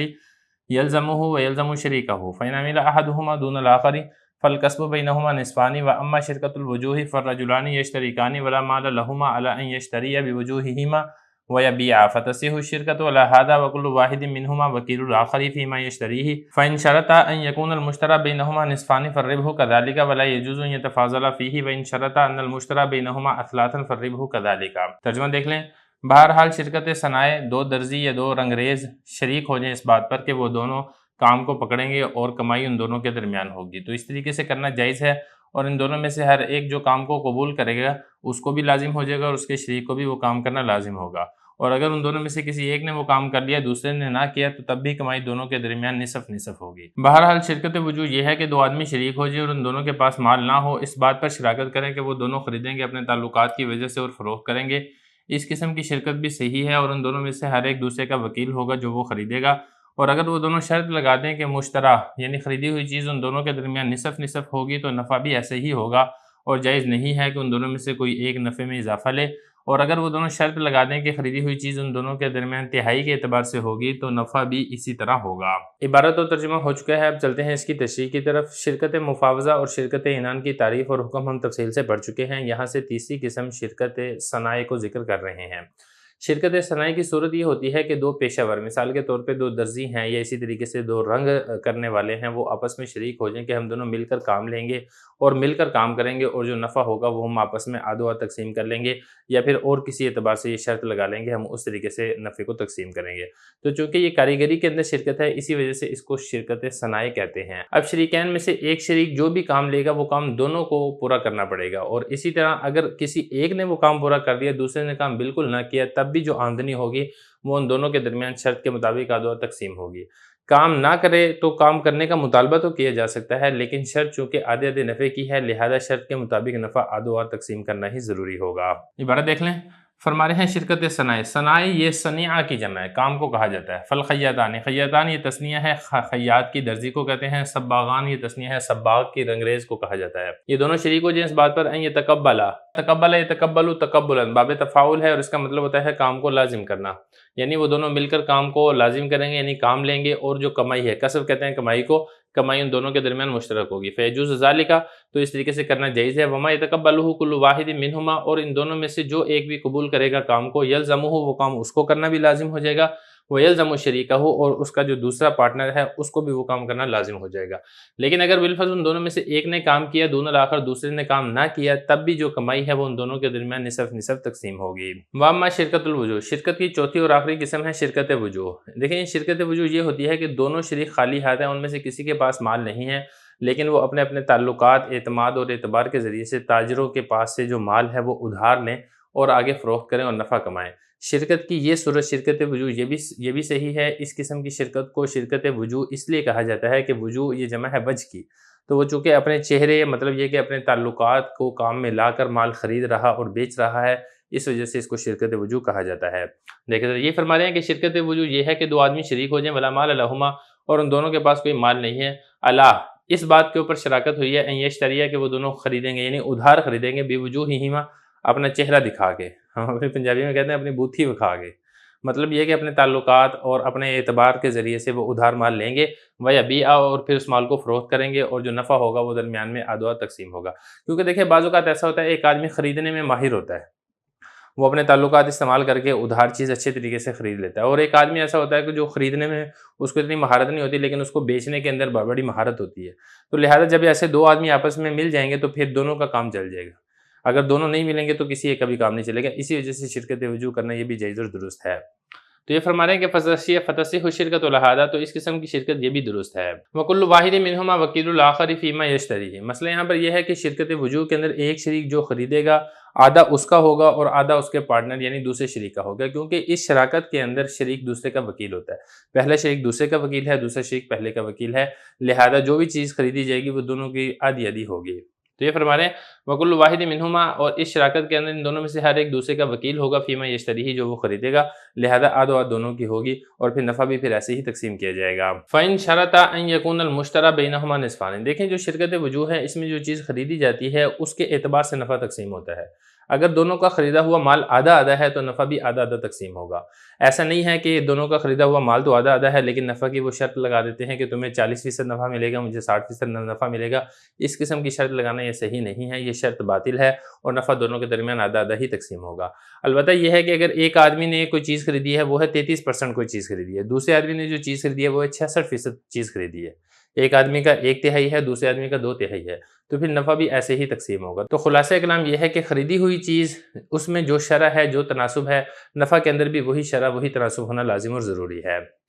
دیکھیں ذرا یہ فرمانے فَإِن شَرَطَ، اگر ان دونوں نے شرط لگا لی اَن يَكُونَ الْمُشْتَرَى کہ جو بھی چیز خریدی جائے گی، یہ مشترا آپ نے اس کو پڑھنا ہے یعنی خریدی ہوئی چیز، بینہما ان دونوں کے درمیان نصف نصف ہوگی، یعنی آدھی تم خریدو گی آدھی میں خریدوں گا، فَرِبْحُ كَذَلِكَ تو نفع بھی ایسے ہی آدھا تقسیم ہوگا۔ اور یہ جائز نہیں ہے کہ ان دونوں میں سے کوئی ایک نفع اضافی لے لے، کیوں؟ کیونکہ جو چیز خریدی جا رہی ہے وہ نصف نصف خریدی ہوئی ہے۔ اور اگر دونوں شرط یہ لگا لے ان المشترى بینہما اثلاثاً کہ جو خریدی ہوئی چیز ہے وہ اثلاث ثلث کے اعتبار سے تقسیم ہوگی، ایک ثلث میرا، دو ثلث تمہارے ہیں، یا پھر دو ثلث میرے اور ایک ثلث تمہارا ہے، فَالرِّبْحُ كَذَلِكَ تو پھر جو نفع ہے نفع بھی پھر ایسے ہی تقسیم ہوگا۔ بسم اللہ الرحمن الرحیم، مختصر القدوری کا باب نمبر 16 ہے، کتاب الشرک کا سبق نمبر 5 میں خوش آمدید۔ آج کے سبق کے اندر ہم شرکت فاسدہ کے احکام پڑھیں گے۔ عبارت دیکھ لیں، وَلَا تَجُوزُ الشِّرْكَةُ فِي الِاحْتِطَابِ وَالِاحْتِشَاشِ وَالِاصْطِيَادِ وَمَا اصْطَادَهُ كُلُّ وَاحِدٍ مِّنْهُمَا أَوِ احْتَطَبَهُ فَهُوَ لَهُ دُونَ صَاحِبِهِ وَإِذَا اشْتَرَكَا وَلِأَحَدِهِمَا بَغْلٌ وَلِلْآخَرِ رَاوِيَةٌ يَسْتَقِي عَلَيْهَا الْمَاءَ وَالْكَسْبُ بَيْنَهُمَا لَمْ تَصِحِّ الشِّرْكَةُ وَالْكَسْبُ كُلُّهُ لِلَّذِي اسْتَقَى الْمَاءَ وَعَلَيْهِ أَجْرُ مِثْلِ الْبَغْلِ وَكُلُّ شِرْكَةٍ فَاسِدَةٍ فَالرِّبْحُ فِيهَا عَلَى قَدْرِ رَأْسِ الْمَالِ وَيَبْطُلُ شَرْطُ التَّفَاضُلِ وَإِذَا مَاتَ أَحَدُ الشَّرِيكَيْنِ أَوِ ارْتَدَّ وَلَهِكَ بِدَارِ الْحَرْبِ بَطَلَتِ الشِّرْكَةُ وَلَيْسَ لِوَاحِدٍ مِّنَ الشَّرِيكَيْنِ أَن يُؤَدِّيَ زَكَاةَ مَالِ الْآخَرِ إِلَّا بِإِذْنِهِ فَإِنْ أَذِنَ كُلُّ وَاحِدٍ مِّنْهُمَا لِصَاحِبِهِ أَن يُؤَدِّيَ زَكَاتَهُ فَأَدَّىٰ كُلُّ وَاحِدٍ مِّنْهُمَا فالثاني ضامن سواء علم بأداء الأول أو لم يعلم عند أبي حنیفة رحمہ اللہ تعالی وقال رحمهم اللہ تعالی إن لم يعلم لم يضمن۔ ترجمہ دیکھ لیں، اور جائز نہیں ہے شرکت ایندھن لانے میں، گھاس جمع کرنے میں اور شکار کرنے میں، اور جو شکار کے ان دونوں میں سے کسی ایک نے یا ایندھن لے کر آیا تو وہ اسی کے لیے ہوگا، نہ کہ اس کے شریک کے لیے۔ اور جب دو آدمی شریک ہو جائیں اور ان دونوں میں سے ایک کے پاس خچر ہو اور دوسرے کے پاس چمڑے کا بڑا ڈول ہو کہ وہ اس خچر پر لاد کر لوگوں کو پانی پلائیں گے اس ڈول سے، اور کمائی دونوں کے درمیان مشترک ہوگی، تو یہ شرکت صحیح نہیں ہے، اور کمائی تمام کی تمام اس شخص کے لیے ہوگی جو پانی پلائے گا، اور اس شخص پر خچر کی اجرت مثلی واجب ہوگی۔ اور ہر شرکت فاسدہ نفع اس میں راس المال کے بقدر ہوگا اور اس میں اضافے کی شرط باطل ہو جائے گی، اور جب شریکین میں سے کوئی ایک مر جائے یا مرتد ہو جائے اور دارالحرب چلا جائے تو شرکت باطل ہو جائے گی، اور شریکین میں سے کسی ایک کے لیے جائز نہیں ہے کہ وہ دوسرے کے مال کی زکوٰۃ ادا کرے مگر اس کی اجازت کے ساتھ، اور اگر ان دونوں میں سے ہر ایک نے اجازت دے دی اپنے ساتھی کو کہ وہ اس کی زکوٰۃ ادا کر دے، لہذا ان دونوں میں سے ہر ایک نے زکوٰۃ ادا کر دی، تو دوسرا ضامن ہوگا، برابر ہے کہ اسے پہلے کی ادائیگی کا علم ہو یا علم نہ ہو، امام صاحب رحمۃ اللہ علیہ کے نزدیک۔ اور صاحبین رحمۃ اللہ تعالیٰ فرماتے ہیں اگر علم نہیں ہے تو ضامن نہیں ہوگا۔ عبارت ہو چکی ہے، ترجمہ ہو چکا ہے، اب چلتے ہیں اس کی تشریح کی طرف۔ شرکت صحیحہ کی 4 قسمیں ہم نے گزشتہ سبقوں میں تفصیل سے پڑھ لی ہیں، یہاں سے شرکت فاسدہ کے احکام شروع کر رہے ہیں۔ دیکھیں، شرکت فاسدہ وہ شرکت ہوتی ہے جس میں شرکت کی صحیح ہونے کی شرطوں میں سے کوئی شرط نہ پائی جائے۔ اس مسئلے کا دار و مدار اس قاعدے کے اوپر ہے کہ جو چیزیں مباح ہیں، جو بندہ اس کے اوپر قبضہ کر لیتا ہے وہ مفت اسی کی ہو جاتی ہیں، اس میں شرکت کی ضرورت نہیں ہے، اور نہ ہی اس میں کسی قسم کی وکالت درست ہے۔ اب کتاب کے مسئلے کی طرف دیکھیں، جب ایندھن کی جو لکڑیاں ہیں یہ جنگل میں مفت ملتی ہیں، جو بھی ایندھن کی لکڑیاں جنگل سے جا کے چن لے گا وہ اسی کی ہو جائے گی، یا اسی طریقے سے جنگل کے اندر یا کھلے میدانوں کے اندر گھاس ہے وہ مفت ملتی ہے، جو بھی اس گھاس کو کاٹ لے گا وہ اسی کی ہو جائے گی، یا اسی طریقے سے شکار کا جانور ہے وہ بھی مفت ملتا ہے، جو بھی اس کو شکار کر لے گا وہ شکار اسی کا ہو جائے گا۔ لہذا ان چیزوں کے حاصل کرنے میں شرکت درست نہیں ہے، کیونکہ شرکت وکالت کو شامل ہوتی ہے، اور مباح چیزوں کے حاصل کرنے کے لیے وکالت نہیں ہو سکتی ہے، کیونکہ مباح چیزوں کا خود موکل مالک نہیں ہوتا ہے۔ جب موکل مالک نہیں ہوتا ہے تو وہ اپنی جگہ پر دوسرے کو کیسے قائم مقام کر سکتا ہے۔ اب ذرا عبارت دیکھیں، فرما رہے ہیں کہ شرکت جائز نہیں ہے احتطاب میں، احتشاش میں اور اصطیاد میں۔ یہ تینوں باب افتعال کے مصدر ہیں۔ احتطاب یہ حطب سے ہے، ایندھن کی لکڑی کو کہا جاتا ہے، اسی طریقے سے احتشاش یہ حشیش سے ہے، گھاس کو کہا جاتا ہے، اصطیاد یہ صید سے ہے، شکار کو کہا جاتا ہے۔ ومستادہ، یہ اصل میں کیا تھا؟ استادہ تھا،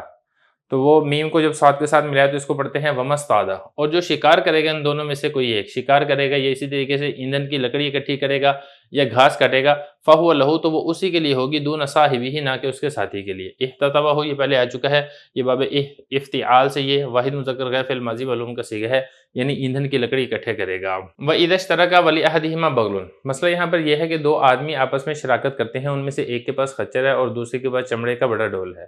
وہ آپس میں شراکت اس بات کے اوپر کرتے ہیں کہ ہم پانی نکال کر لائیں گے کنویں وغیرہ سے یا کسی ندی سے، اور پھر ہم لوگوں کو اس سے پانی پلایا کریں گے، دونوں مل کر کام کرتے ہیں اور جو منافع ہوگا وہ آدھو آدھ تقسیم کر لیں گے۔ تو یہ والی شرکت شرکت فاسدہ ہے۔ اب اس صورت کے اندر جو لوگوں کو پانی پلائے گا، ساری کی ساری جو مزدوری ملے گی، سارے کا سارا نفع اسی کا ہوگا، اور چونکہ اس نے یہاں پہ خچر والے کو استعمال کیا، اس کے خچر کو استعمال کیا، لہذا خچر استعمال کرنے کی جو اجرت مثلی بنتی ہوگی وہ پھر یہ خچر والے کو ادا کرے گا۔ ذرا عبارت دیکھ لیں، فرما رہے ہیں جب دو آدمی شریک ہو جائے، ان میں سے ایک کے پاس خچر اور دوسرے کے پاس راویہ ہو۔ راویہ کہتے ہیں چمڑے کے بڑے ڈول کو، یستقی علیہ الماء، کہ اس بڑے ڈول کے ذریعے سے وہ خچر کے اوپر لاد کے لوگوں کو پانی پلائے گا، والکسب بینہما، اور جو کمائی ہے وہ دونوں کے درمیان مشترک ہوگی، تو یہ شرکت صحیح نہیں ہے۔ کمائی تمام کی تمام اس کو ملے گی جو لوگوں کو پانی پلائے گا، وعلیہ، اور اس پر لازم ہوگی خچر کی اجرت مثلی، یعنی چونکہ اس نے خچر استعمال کیا ہے لہذا خچر استعمال کرنے کا جو مارکیٹ ریٹ بنتا ہوگا وہ پھر یہ ادا کرے گا۔ آج کل کے دور کے اندر خچر نہیں ہے بلکہ چنگچی رکشے وغیرہ استعمال ہوتے ہیں، یہ لوڈر گاڑیاں استعمال ہوتی ہیں، تو آج کل کے دور کے مطابق جو لوڈر گاڑی کا جو خرچہ بنتا ہوگا، جو مزدوری بنتی ہوگی، وہ پھر یہ اس گاڑی کے مالک کو ادا کرے گا۔ وَكُلُّ شِرْكَةٍ فَاسِدَةٍ، مسئلہ یہاں پر یہ ہے کہ اگر کسی وجہ سے شرکت فاسد ہو جائے تو جس شریک کا جتنا مال ہوگا اسی حساب سے نفع تقسیم کیا جائے گا۔ اگر بالفرض سارے کا سارا مال ایک ہی شریک کا ہے تو سارے کا سارا نفع بھی اسی شریک کو مل جائے گا۔ جو دوسرا شریک ہے اس نے اگر محنت کی ہے تو اس محنت کی جو مزدوری بنتی ہوگی مارکیٹ ریٹ کے مطابق وہ اس کو دے دی جائے گی، اور اگر شریکین میں سے کوئی ایک اپنے لیے زیادہ نفع لگانے کی شرط لگا دے تو یہ شرط لگانا باطل ہے، اور شرکت فاسدہ کے اندر جو نفع ہے وہ اصل مال کے تابع ہوتا ہے، جس کا اصل مال زیادہ ہوگا نفع بھی اس کو زیادہ ملے گا، جس کا اصل مال کم ہوگا نفع بھی اس کو کم ملے گا۔ یہ بتا رہے ہیں کہ شرکت فاسدہ میں نفع اس میں راس المال کے بقدر ہوگا۔ راس المال کا مطلب ہوتا ہے انویسٹمنٹ جس کی جتنی ہوگی نفع بھی اس کو اتنا ہی ملے گا، اور اس میں اگر کوئی اضافے کی شرط لگا دیتا ہے، مثال کے طور پہ کسی کی انویسٹمنٹ ہے 2 لاکھ، دوسرے کی انویسٹمنٹ ہے 4 لاکھ، 2 لاکھ والا کہتا ہے کہ نہیں میں 70% منافع لوں گا، تو یہ اس طریقے سے نہیں ہوگا۔ وَإِذَا مَاتَ أَحَدُ الشَّرِيكَيْنِ، مسئلہ یہاں پہ یہ ہے کہ دو شریک ہیں، دو شریک میں سے کوئی ایک اگر فوت ہو جاتا ہے تو اس سے شرکت ختم ہو جائے گی، یا اسی طریقے سے دو شریکوں میں سے کوئی ایک مرتد ہو کے دارالحرب چل جاتا ہے تو تب بھی شرکت ختم ہو جائے گی، کیونکہ دیکھیں جو شرکت ہے، شرکت میں شریک کا وکیل ہونا ضروری ہے، اور مرنے سے وکالت ختم ہو جاتی ہے لہذا شرکت بھی ختم ہو جائے گی۔ اسی طریقے سے جو مرتد ہو کے دارالحرب کے اندر چلا گیا ہے وہ بھی حکماً مردہ ہے، تو چونکہ وہ بھی مردہ ہے اس کے اوپر بھی مردہ کے احکام لگیں گے، اور مردہ یہ وکیل نہیں بن سکتا ہے، اور نہ ہی مردہ کی جانب سے دوسرا آدمی وکیل بن سکتا ہے، لہذا مرتد ہو کر دارالحرب جانے کی صورت کے اندر بھی شرکت ختم ہو جائے گی۔ یہ بتا رہے ہیں وَإِذَا مَاتَ أَحَدُ الشَّرِيكَيْنِ، جب دو شریکوں میں سے کوئی ایک مر جائے یا کوئی ایک شریک مرتد ہو جائے اور دارالحرب لاحق ہو جائے، دارالحرب چلا جائے تو پھر اس سے شرکت باطل ہو جائے گی۔ وَلَيْسَ لِوَاحِدٍ مِّنَ الشَّرِيكَيْنِ، مسئلہ یہاں پر یہ ہے کہ دوسرے شریک کے حصے میں جو مال آ رہا ہے اگر وہ نصاب کے بقدر ہے تو پہلے شریک کے لیے دوسرے شریک کی اجازت کے بغیر اس کے مال کی زکوٰۃ دینا یہ جائز نہیں ہے،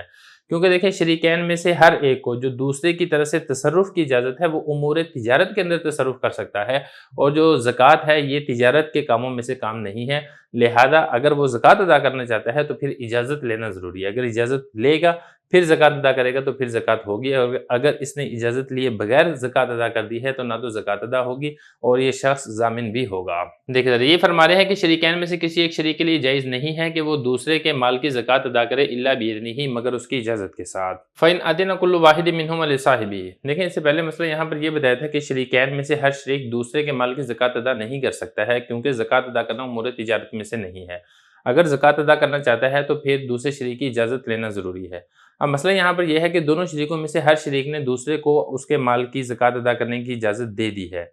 پھر اس صورت کے اندر آگے کیا ہوگا؟ مثال دیکھ لیں ذرا، جیسے شاہد ہے اور ناصر ہے، یہ دونوں پارٹنر ہیں، شاہد کے 10 لاکھ ہیں اور ناصر کے 10 لاکھ ہیں۔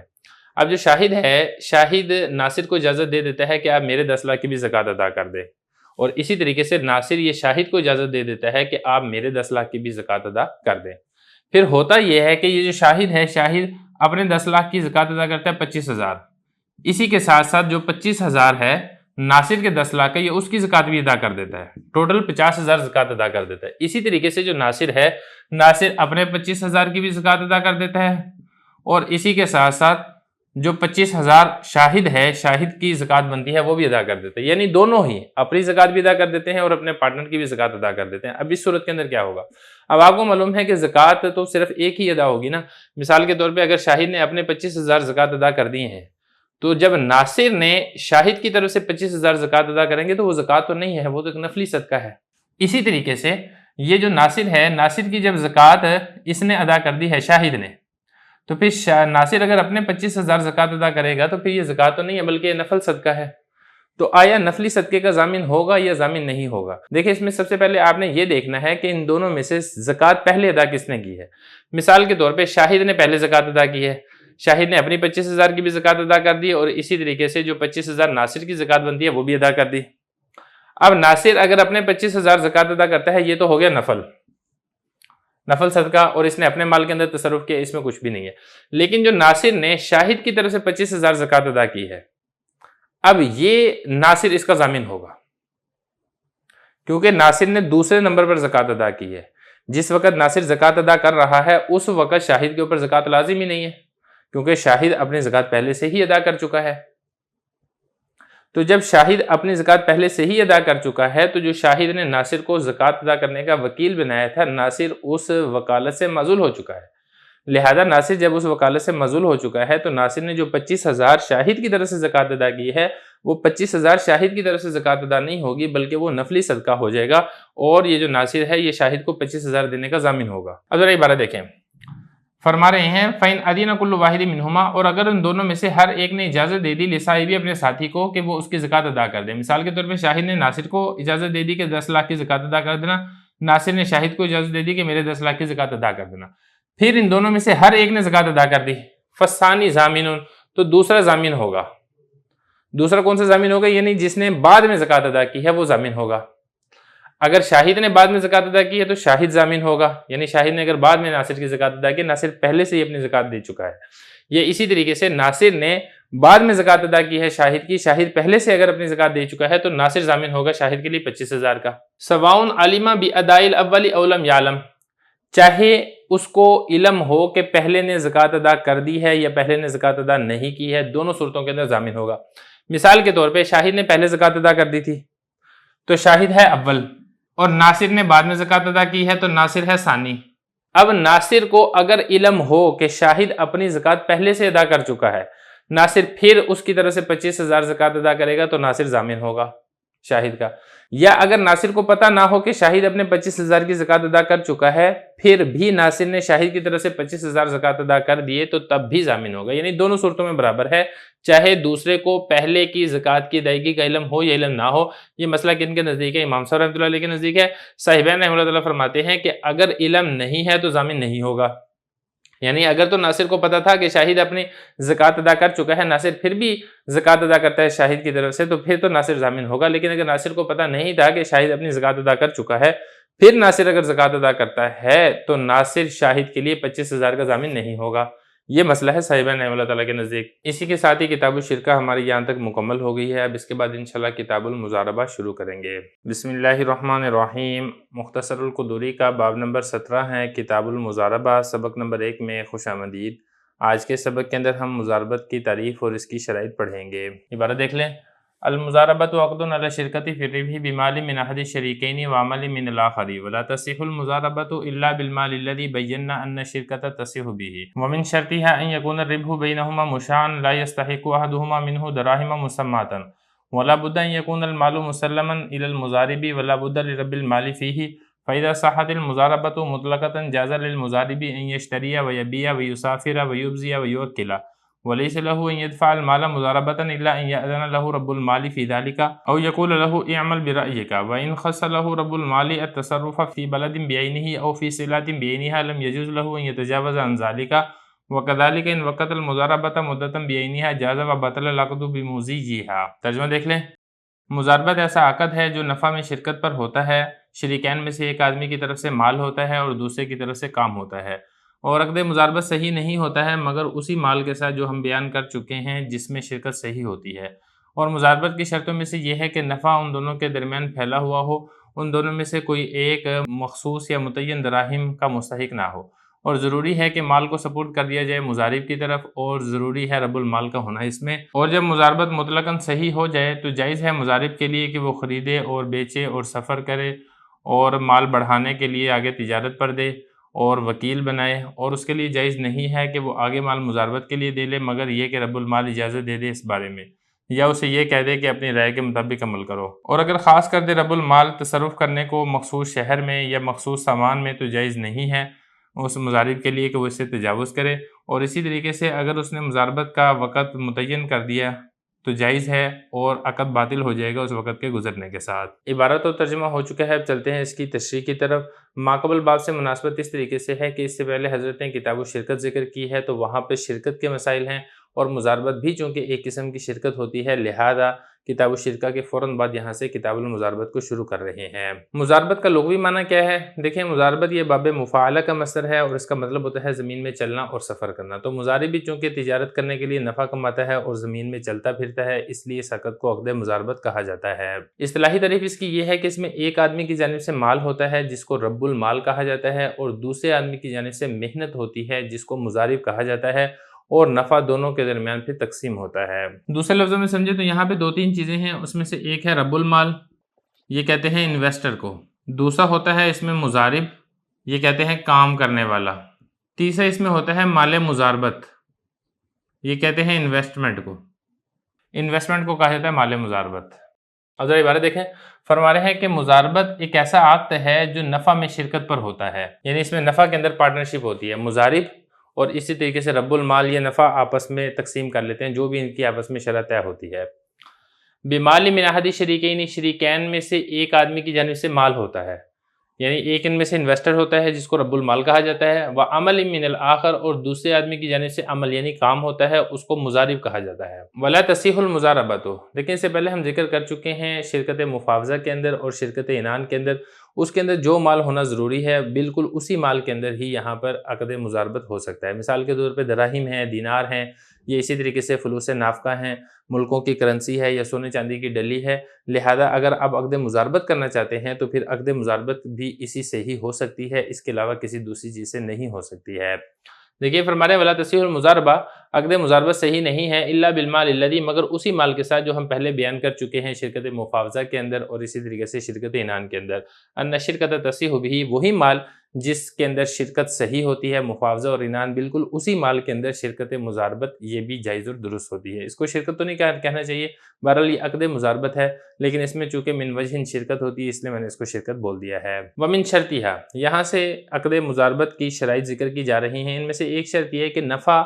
مشاع ہو۔ مشاع کا مطلب یہ ہے کہ پھیلا ہوا ہو، دوسرے لفظوں میں کہیں کہ پرسنٹیج کے اندر نفع ہونا چاہیے۔ نفع آپ ایسے نہیں کر سکتے کہ پہلے سے دراہم متعین اور مخصوص کر دیں۔ مثال دیکھ لیں اس کی، رب المال ہے یہاں پہ شاہد، اور مزارب ہے زاہد، اور مال مزاربت ہے 5 لاکھ، یعنی شاہد نے مزارب زاہد کو 5 لاکھ روپے دیے۔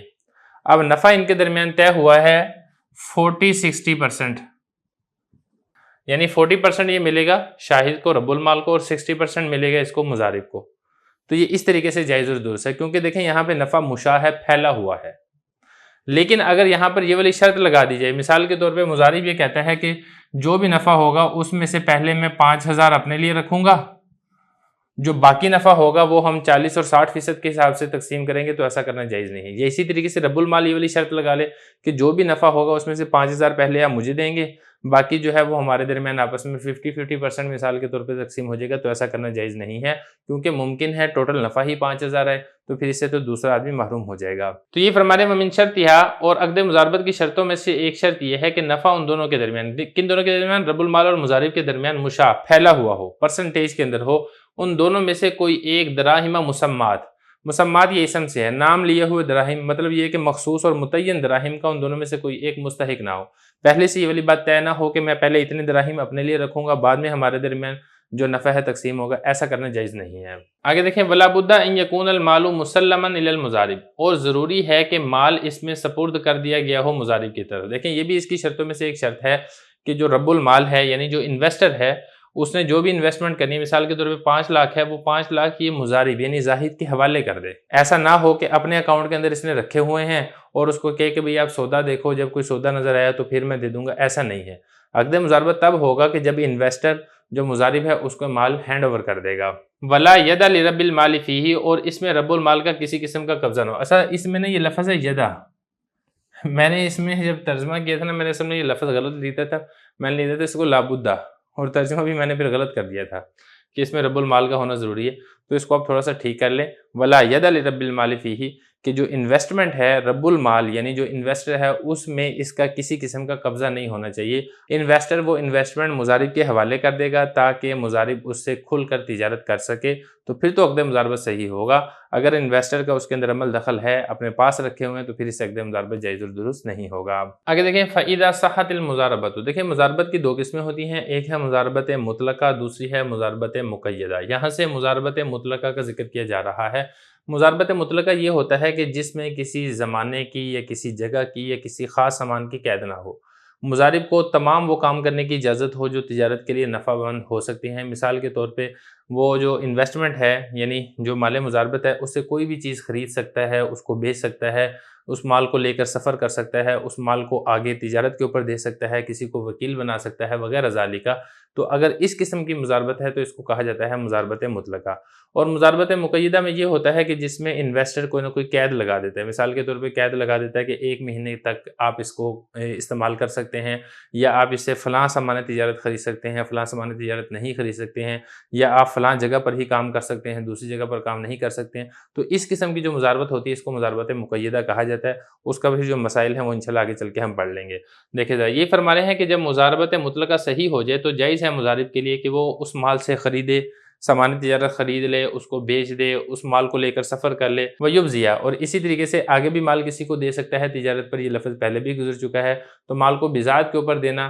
مضارب یہ بھی کر سکتا ہے، اسی طریقے سے مال کے اوپر کسی کو وکیل بھی بنا سکتا ہے، وکیل بھی شرا بنا سکتا ہے، یا اسی طریقے سے فروخت کرنے کا وکیل بنا سکتا ہے۔ تو یہ سارے کام کر سکتا ہے جب کس کے اندر مضاربت مطلقہ کے اندر۔ وَلَيْسَ لَهُ أَن يَدْفَعَ الْمَالَ مُضَارَبَةً، دیکھیں مسئلہ یہاں پر یہ ہے کہ رب المال نے جب انویسٹمنٹ یعنی جو مال مضاربت ہے وہ مضارب کو دے دیا، تو کیا مضارب اس مال کو آگے کسی کو مضاربت پر دے سکتا ہے یا نہیں؟ تو یہ فرما رہے ہیں کہ نہیں دے سکتا۔ مثال کے طور پہ شاہد نے 5 لاکھ دے دیے زاہد کو،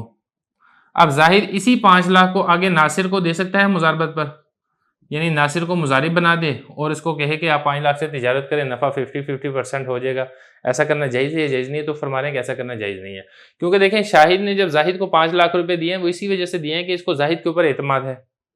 تو وہ اعتماد جو شاہد کو زاہد پر ہے ممکن ہے وہ ناصر کے اوپر نہ ہو، لہذا اگر زاہد ناصر کو دینا چاہتا ہے شاہد کی انویسٹمنٹ تو پھر زاہد کے لیے لازم اور ضروری ہے کہ وہ شاہد سے اجازت لے۔ اگر تو شاہد اجازت دے دیتا ہے تب تو وہ آگے دے سکتا ہے، اگر اجازت نہیں دیتا ہے تو پھر آگے نہیں دے سکتا ہے۔ اور ذرا عبارت دیکھیں، فرما رہے ہیں وَلَيْسَ لَهُ، جائز نہیں ہے اس کے لیے، کس کے لیے؟ مضارب کے لیے، یعنی زاہد کے لیے جائز نہیں ہے أَن يَدْفَعَ الْمَالَ مُضَارَبَةً، کہ وہ مال کو آگے مضاربت کے اوپر دے، إِلَّا أَن يَأْذَنَ لَهُ رَبُّ الْمَالِ فِي ذَلِكَ، مگر یہ کہ رب المال اگر اس کی اجازت دے دیتا ہے، شاہد اجازت دیتا ہے پھر تو ٹھیک ہے، یا پھر شاہد اس کو یہ کہہ دے اعمل برأیک، آپ اپنی رائے کے مطابق عمل کریں، تو یہ بھی ایک اعتبار سے اجازت ہی ہے۔ تو اگر اس کو اجازت دے دیتا ہے شاہد تب تو وہ آگے مضاربت کے اوپر دے سکتا ہے، اگر اجازت نہیں دیتا ہے تو پھر آگے مضاربت کے اوپر نہیں دے سکتا ہے۔ وَإِنْ خَصَّ لَهُ رَبُّ الْمَالِ، یہاں سے مضاربت کی دوسری قسم مضاربت مقیدہ کو بیان کیا جا رہا ہے کہ رب المال نے جب 5 لاکھ روپے دیے زاہد کو، مضارب کو دیے، لیکن ساتھ ساتھ قید لگا دی کہ آپ نے فیصل آباد میں ہی کام کرنا ہے، فیصل آباد سے باہر نہیں جانا، تو اب یہ جو زاہد ہے یہ اس انویسٹمنٹ کو لے کے فیصل آباد سے باہر نہیں جا سکتا۔ یہ اسی طریقے سے شاہد نے زاہد کے اوپر لازم کر دیا کہ آپ نے اس انویسٹمنٹ سے صرف ایک قسم کا مال خریدنا ہے، مثال کے طور پہ اس کو کہتا ہے کہ آپ نے اس سے صرف اور صرف موبائل خریدنے ہیں، یا موبائلوں کی کوئی قسم مقرر کر دیتا ہے کہ آپ نے اس سے صرف شاؤمی کے موبائل خریدنے ہیں،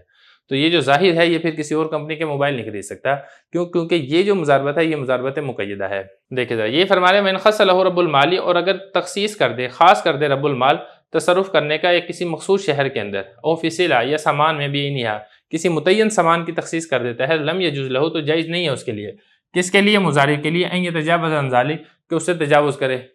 اس کو چھوڑ کے کوئی اور سامان خرید لے، یہ اسی طریقے سے اگر اس نے شہر کو مخصوص کیا تھا تو اس شہر سے نکل کے کسی اور شہر میں چل جائے، یہ کرنا جائز نہیں ہے۔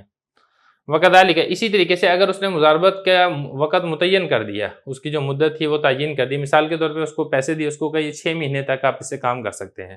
تو جیسے ہی 6 مہینے پورے ہوں گے عقد مضاربت یہ ختم ہو جائے گا، تو 6 مہینے تک مضارب وہ کام کرے گا اور جو نفع ہے پھر جو بھی طے ہوگا اس کے مطابق تقسیم ہوگا، جب مدت پوری ہوگی تو پھر یہ عقد مضاربت ختم ہو جائے گا، پھر مضارب پر لازم ہوگا کہ وہ انویسٹر کو اس کی رقم واپس کرے۔ تو دیکھیں ذرا، یہی فرما رہے ہیں وکذالک، اسی طرح ان وقت اگر اس نے وقت بیان کیا ہو مضاربت کا، مدتاً بینہا، ایک مدت متعین طریقے سے، تو جائزہ، تو ایسے کرنا بھی جائز ہے، وبطل العقد بمضیها، اور عقد مضاربت باطل ہو جائے گا بمضیها، اس مدت کے گزرنے کے ساتھ۔ بسم اللہ الرحمن الرحیم، مختصر القدوری کا باب نمبر 17 ہے کتاب المضاربہ، سبق نمبر 2 میں خوش آمدید۔ آیا مضارب رب المال کے باپ کو یا بیٹے کو یا کسی ایسے رشتہ دار کو خرید سکتا ہے جو اس پر آزاد ہوگا یا پھر نہیں خرید سکتا؟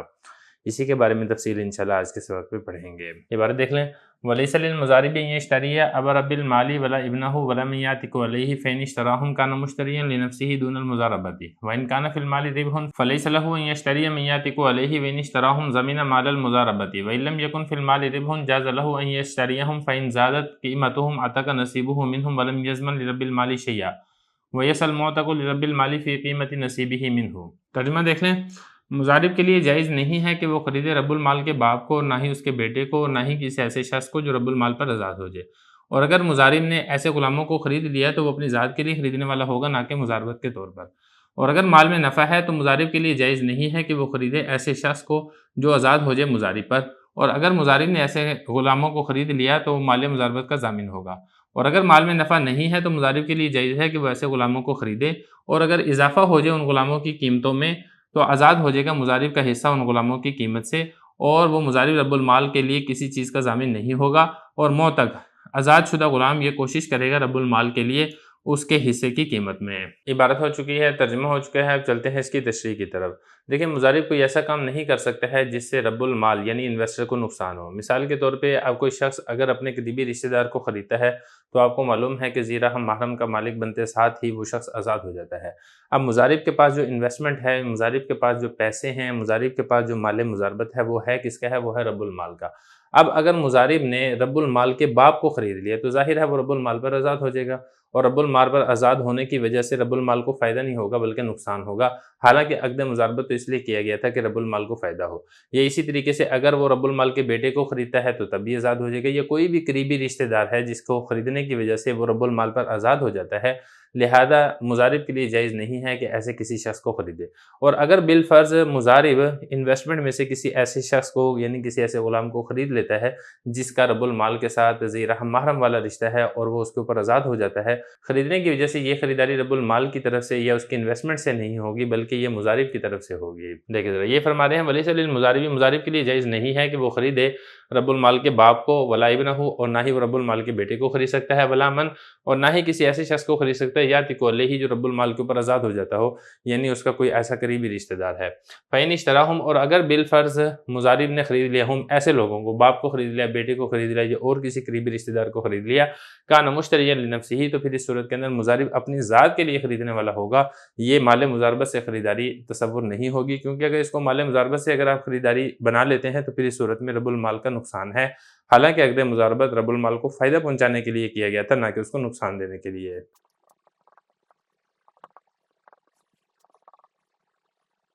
وَإِنْ كَانَ فِي الْمَالِ رِبْحٌ، مسئلہ یہاں پر یہ ہے کہ شاہد رب المال ہے اور زاہد مضارب ہے۔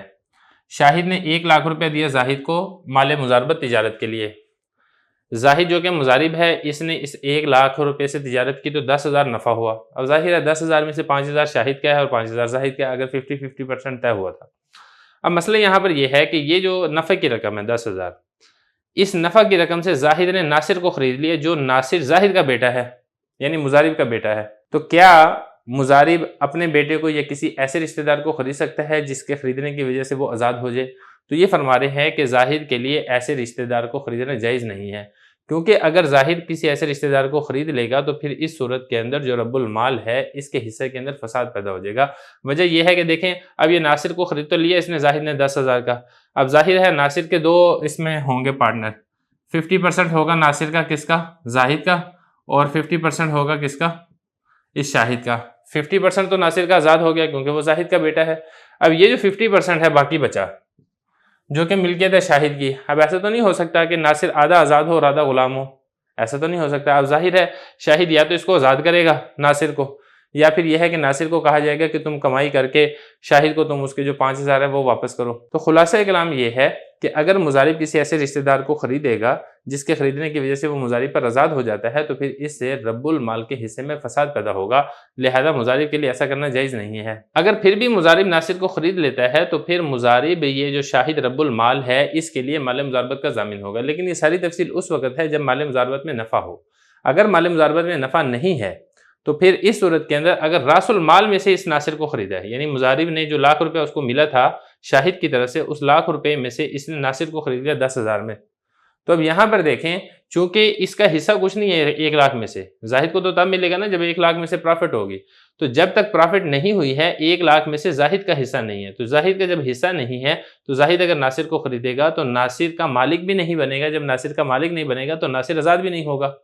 لہذا اگر نفع نہیں ہوتا ہے مال مضاربت میں سے تو پھر جو مضارب ہے وہ جو راس المال ہے مال مضاربت ہے اس میں سے کسی ایسے رشتہ دار کو خرید سکتا ہے جو اس کا قریبی رشتہ دار ہو جس کے خریدنے کی وجہ سے وہ آزاد ہو جاتا ہو، لیکن چونکہ یہاں پر مضارب مالک نہیں ہے لہذا وہ آزاد بھی نہیں ہوگا، تو جب آزاد بھی نہیں ہوگا تو ایسے رشتہ دار کا خریدنا بھی صحیح ہوگا۔ یہ فرما رہے وَإِنْ كَانَ فِي الْمَالِ رِبْحٌ، اور اگر مال میں نفع ہے فَلَيْسَ لَهُ، تو جائز نہیں ہے اس کے لیے، کس کے لیے؟ اس مضارب کے لیے، أَنْ يَشْتَرِيَ، یہ کہ وہ خریدے مَنْ يَعْتِقُ عَلَيْهِ، ایسے غلام کو جو اس کے اوپر آزاد ہو جاتا ہو۔ وَإِنْ اشْتَرَاهُمْ، اور اگر بالفرض مضارب نے خرید لیا ہے زمین مال المضاربہ، تو مال مضاربت کا یہ ضامن ہوگا، یعنی جو اس نے مال مضاربت لیا ہے رب المال سے اس کا یہ ضامن ہوگا، اس کو اس کو واپس کرنا پڑے گا۔ وَإِنْ لَمْ يَكُنْ فِي الْمَالِ رِبْحٌ، اور اگر مال میں نفع نہیں ہے جاز لہ، تو جائز ہے اس کے لیے، کس کے لیے جائز ہے؟ اس مضارب کے لیے جائز ہے ان یشتریہم، کہ وہ خریدے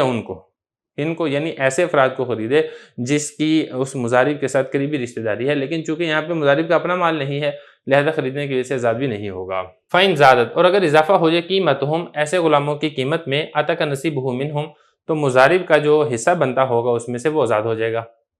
لیکن مضارب رب المال میں سے رب المال کے لیے کسی چیز کا ضامن نہیں ہوگا۔ مسئلہ دیکھ لیں وہی والا ہے، شاہد رب المال ہے، اس نے 1 لاکھ روپے دیا تھا مال مضاربت کے لیے، کس کو؟ زاہد کو۔ اب زاہد نے 1 لاکھ روپے میں سے یہ جو ناصر ہے جو کہ زاہد کا بیٹا ہے وہ خرید لیا مثال کے طور پہ 10,000 کا۔ اب جب دیکھیں جب زاہد نے 10,000 کا اپنا بیٹا خریدا ہے تو بیٹا تو آزاد نہیں ہوگا کیونکہ 10,000 یہ مضارب کا نہیں ہے بلکہ رب المال کا ہے، اور ناصر کا شاہد کے ساتھ کوئی قریبی رشتہ نہیں ہے، لہذا اس مضارب کے لیے ناصر کا خریدنا بھی جائز ہے۔ لیکن مسئلہ یہ ہوا کہ جب 10,000 کا غلام خریدا تھا بعد میں اس کا ریٹ بڑھ گیا، اب اس کا ریٹ ہو چکا ہے 11,000، اب جب اس کا ریٹ 11,000 ہو چکا ہے تو گویا کہ 1,000 نفع ہو گیا۔ اب 1,000 نفع ہے تو جس طریقے سے اگر پہلے کمٹمنٹ ہوئی تھی کہ نفع 50% ہوگا تو 1,000 میں سے 500 ہوگا کس کا؟ زاہد کا، اور 500 ہوگا شاہد کا۔ اب یہاں پہ دیکھیں مضارب ناصر کی جو قیمت ہے 11,000 میں سے 500 کا مالک بن چکا ہے، اپنے قریبی رشتہ دار کا، اپنے بیٹے کا مالک بن چکا ہے، ظاہر ہے اپنے بیٹے کا مالک بننے کی وجہ سے جو 500 حصہ بنتا ہے اس میں سے وہ آزاد ہو جائے گا۔ اب 11,000 کو اگر آپ 500 پہ تقسیم کرتے ہیں تو کل 22 حصے بنتے ہیں، 22 حصے میں سے ایک حصہ آزاد ہو جائے گا، باقی 21 حصے یہ کس کی ملکیت ہے؟ یہ ملکیت ہوگی شاہد کی۔ لیکن ظاہر ہے ایسا تو نہیں ہو سکتا کہ غلام کے 22 حصوں میں سے ایک حصہ آزاد ہو جائے اور باقی 21 حصے وہ غلام رہے، ایسا تو نہیں ہو سکتا، لہذا اب یہ جو غلام ہے ناصر اس کے لیے حکم یہ ہوگا کہ یہ کمائی کرے، کمائی کر کے جو باقی پیسے بنتے ہیں 10,500 یہ ادا کرے شاہد کو۔ تو جب یہ غلام کما کر 10,500 شاہد کو ادا کر دے گا تو پھر یہ غلام مکمل آزاد ہو جائے گا۔ اس مسئلے کے اندر مضارب کے اوپر کسی قسم کا ضمان نہیں آئے گا، یعنی مضارب رب المال کو کچھ بھی نہیں دے گا کیونکہ مضارب کا کوئی قصور نہیں ہے۔ مضارب نے جب ناصر کو خریدا تھا اس وقت مضارب کا اپنا کوئی حصہ نہیں تھا، وہ ساری کی ساری انویسٹمنٹ کس کی تھی؟ رب المال کی تھی۔ تو جب مضارب کا کوئی قصور نہیں تھا لہذا مضارب کے لیے خریدنا بھی جائز ہے، اور اگر نفع بعد میں ہوا ہے اس کی قیمت بڑھ گئی ہے پھر بعد میں ملکیت آئی ہے مضارب کی، تو چونکہ مضارب کا کوئی قصور نہیں ہے لہذا مضارب رب المال کے لیے کسی قسم کا ضامن بھی نہیں ہوگا۔ ذرا عبارت دیکھیں، فرمانے فَإِنْ زَادَتْ قِيمَتُهُمْ، اور اگر اضافہ ہو جائے قیمتہم ان کی قیمت میں۔ اب مسئلہ یہاں پر یہ ہے کہ ہم ضمیر کس کی طرف لوٹ رہی ہے؟ ہم ضمیر لوٹ رہی ہے قریبی رشتہ داروں کی طرف، یعنی میں نے تو ایک مثال دی نا آپ کو کہ ناصر یہ زاہد کا بیٹا ہے، بیٹے کے بجائے باپ بھی ہو سکتا ہے، یا اسی طریقے سے کوئی اور قریبی رشتہ بھی ہو سکتا ہے، ذی رحم محرم والا رشتہ۔ تو خلاصہ یہ ہے کہ اگر قریبی رشتہ دار کی قیمت میں اضافہ ہو جائے عطا کا آزاد ہو جائے گا نصیب ہو اس کا حصہ، یہ نصیب ہو میں جو ہو ضمیر ہے یہ لوٹ رہی ہے اس زاہد مضارب کی طرف، منہم یہ لوٹ رہی ہے ان غلاموں کی طرف جس کو اس مضارب نے خریدا تھا۔ ولم یضمن لرب المال شیئا، اور یہ جو مضارب ہے رب المال کے لیے کسی چیز کا ضامن نہیں ہوگا۔ ویسأل معتق، اس کو معتق نہیں پڑھنا معتق پڑھنا ہے، اور معتق کوشش کرے گا، یعنی یہ جو ناصر ہے یہ کمائی کرے گا رب المال کے لیے، اس کا جتنا حصہ بنتا ہوگا قیمت میں سے، جیسا کہ میں نے آپ کو بتایا کہ 22 میں سے 21 حصے یعنی 10,500 یہ بنتے ہیں کس کے؟ شاہد جو کہ رب المال ہے۔ تو یہ جو ناصر ہے یہ کما کر 10,500 ادا کر دے گا شاہد کو، اور یہ غلام مکمل آزاد ہو جائے گا۔ بسم اللہ الرحمن الرحیم۔ مختصر القدوری کا باب نمبر 17 ہے کتاب المضاربہ، سبق نمبر 3 میں خوش آمدید۔ آیا مضارب مال مضاربت کو آگے مضاربت پر دے سکتا ہے یا نہیں دے سکتا، اس کے بارے میں تفصیل پڑھیں گے۔ عبارت دیکھ لیں، وَإِذَا دَفَعَ الْمُضَارِبُ الْمَالَ مُضَارَبَةً عَلَى غَيْرِهِ وَلَمْ يَأْذَنْ لَهُ رَبُّ الْمَالِ فِي ذَلِكَ لَمْ يَضْمَنْ بِالدَّفْعِ وَلَا بِتَصَرُّفِ الْمُضَارِبِ الثَّانِي حَتَّى يَرْبَحَ فَإِذَا رَبِحَ ضَمِنَ الْمُضَارِبُ الْأَوَّلُ الْمَالَ لِرَبِّ الْمَالِ وَإِذَا دَفَعَ إِلَيْهِ مُضَارَبَةً بِالنِّصْفِ فَأَذِنَ لَهُ أَنْ يَدْفَعَهَا مُضَارَبَةً فَدَفَعَهَا بِالثُّلُثِ جَازَ فَإِنْ كَانَ رَبُّ الْمَالِ قَالَ لَهُ عَلَى أَنَّ مَا رَزَقَ اللَّهُ تَعَالَى فَهُوَ بَيْنَنَا نِصْفَانِ فَلِرَبِّ الْمَالِ نِصْفُ الرِّبْحِ وَلِلْمُضَارِبِ الثَّانِي ثُلُثُ الرِّبْحِ وَلِلْأَوَّلِ السُّدُسُ وَإِنْ كَانَ قَالَ عَلَى أَنَّ مَا رَزَقَكَ اللَّهُ فَهُوَ بَيْنَنَا نِصْفَانِ فَلِلْمُضَارِبِ الثَّانِي الثُّلُثُ وَمَا بَقِيَ بَيْنَ رَبِّ الْمَالِ وَالْمُضَارِبِ الْأَوَّلِ نِصْفَانِ فَإِنْ قَالَ عَلَى أَنَّ مَا رَزَقَ اللَّهُ فَلِيَ نِصْفُهُ فَدَفَعَ الْمَالَ إِلَى آخَرَ مُضَارَبَةً بِالنِّصْفِ فَلِلثَّانِي نِصْفُ الرِّبْحِ وَلِرَبِّ الْمَالِ النِّصْفُ وَلَا شَيْءَ لِلْمُضَارِبِ الْأَوَّلِ فَإِنْ شَرَطَ لِلْمُضَارِبِ الثَّانِي ثُلُثَيِ الرِّبْحِ فَلِرَبِّ الْمَالِ نِصْفُ الرِّبْحِ وَلِلْمُضَارِبِ الثَّانِي نِصْفُ الرِّبْحِ وَيَضْمَنُ الْمُضَارِبُ الْأَوَّلُ لِلْمُضَارِبِ الثَّانِي مِقْدَارَ سُدُسِ الرِّبْحِ مِن مَالِهِ۔ ترجمہ دیکھ لیں، اور جب مضارب نے مال کو مضاربت کے لیے دے دیا دوسرے کو اور اس کو اجازت نہیں دی تھی رب المال نے اس بارے میں، تو ضامن نہیں ہوگا دینے سے اور نہ ہی مضارب ثانی کے تصرف کرنے سے یہاں تک کہ نفع ہو جائے، اور جب نفع ہو جائے گا تو مضارب اول رب المال کے لیے مال کا ضامن ہوگا۔ اور جب رب المال نے مال کو دیا مضاربت کے لیے نصف پر اور اس نے اجازت دے دی کہ وہ آگے مضاربت کے لیے بھی دے دے اور اس نے آگے دے دیا ثلث پر، تو ایسا کرنا جائز ہے۔ اور اگر رب المال نے اس کو کہا ہو جو اللہ ہمیں رزق دے گا وہ ہمارے درمیان نصف نصف ہوگا، تو رب المال کے لیے نفع کا نصف ہوگا اور مضارب ثانی کے لیے نفع کا ثلث ہوگا اور اول کے لیے نفع کا چھٹا حصہ ہوگا۔ اور اگر اس نے یہ کہا اس شرط پر میں آپ کو دیتا ہوں کہ جو اللہ تعالیٰ آپ کو رزق دیں گے وہ ہمارے درمیان نصف ہوگا، تو مضارب ثانی کے لیے ثلث ہوگا اور جو باقی بچے گا وہ رب المال اور مضارب اول کے لیے نصف نصف ہوگا۔ اور اگر اس نے یہ کہا اس شرط پر میں آپ کو دیتا ہوں کہ جو اللہ نے رزق دیا وہ میرے لیے اس کا نصف ہوگا، اس نے مال کو دوسرے کو دے دیا مضاربت کے طور پر نصف کے، تو دوسرے کو نفع کا نصف ملے گا اور رب المال کے لیے نصف ہوگا اور مضارب اول کو کچھ نہیں ملے گا۔ اور اگر شرط لگائی مضارب ثانی کے لیے نفع کے 2 ثلث کی، تو رب المال کے لیے نفع کا نصف حصہ ہوگا اور مضارب ثانی کے لیے نفع کا نصف حصہ ہوگا، اور مضارب اول ضامن ہوگا مضارب ثانی کے لیے نفع کے چھٹے حصے کا اپنے مال سے۔ عبارت و ترجمہ ہو چکا ہے، اب چلتے ہیں اس کی تشریح کی طرف۔ رب المال نے مال مضاربت دیا تھا مضارب کو اور اجازت نہیں دی تھی کہ آپ آگے اس مال کو مضاربت کے طور پر دے دیں، لیکن مضارب نے اس مال کو آگے مضاربت کے طور پر دے دیے، تو کیا مضارب ضامن ہوگا یا ضامن نہیں ہوگا، اسی کے بارے میں یہاں پہ مسئلہ ذکر کیا جا رہا ہے۔ مثال دیکھ لیں تاکہ بات سمجھنی آسان ہو جائے۔ شاہد یہ رب المال ہے، اس نے 1,00,000 روپے مال مضاربت دیا تھا زاہد کو، زاہد ہے مضارب اول، اور شاہد نے یہ کہا تھا کہ بھئی آپ نے خود تجارت کرنی ہے، آپ نے اس مال کو آگے مضاربت کے اوپر نہیں دینا، لیکن زاہد نے یہ جو 1,00,000 تھا یہ آگے ناصر کو دے دیا مضاربت کے اوپر، تو ناصر ہے مضارب ثانی اور زاہد ہے مضارب اول۔ تو یہاں پہ دیکھیں مضارب اول کے لیے جائز نہیں تھا کہ وہ مضارب ثانی کو دیتا، لیکن اس نے اجازت نہ ملنے کے باوجود مال کو مضارب ثانی کو دے دیا، تو آیا یہ ضامن ہوگا یا ضامن نہیں ہوگا؟ تو دیکھیں اصول یہ ہے کہ زاہد ضامن ہوگا، لیکن صرف مضاربت پر دینے کی وجہ سے ضامن نہیں ہوگا جب تک ناصر اس کو آگے تجارت میں استعمال نہ کر دے اور نفع نہ کما لے۔ جب وہ اس سے تجارت کرے گا اور تجارت میں کرنے کے بعد جب نفع کما لے گا تو پھر جو مضارب اول ہے وہ رب المال کے لیے ضامن ہوگا 1,00,000 روپے کا، کیونکہ دیکھیں جب تک اس نے تجارت نہیں شروع کی تو وہ ایک اعتبار سے اس کے پاس مال امانت ہے،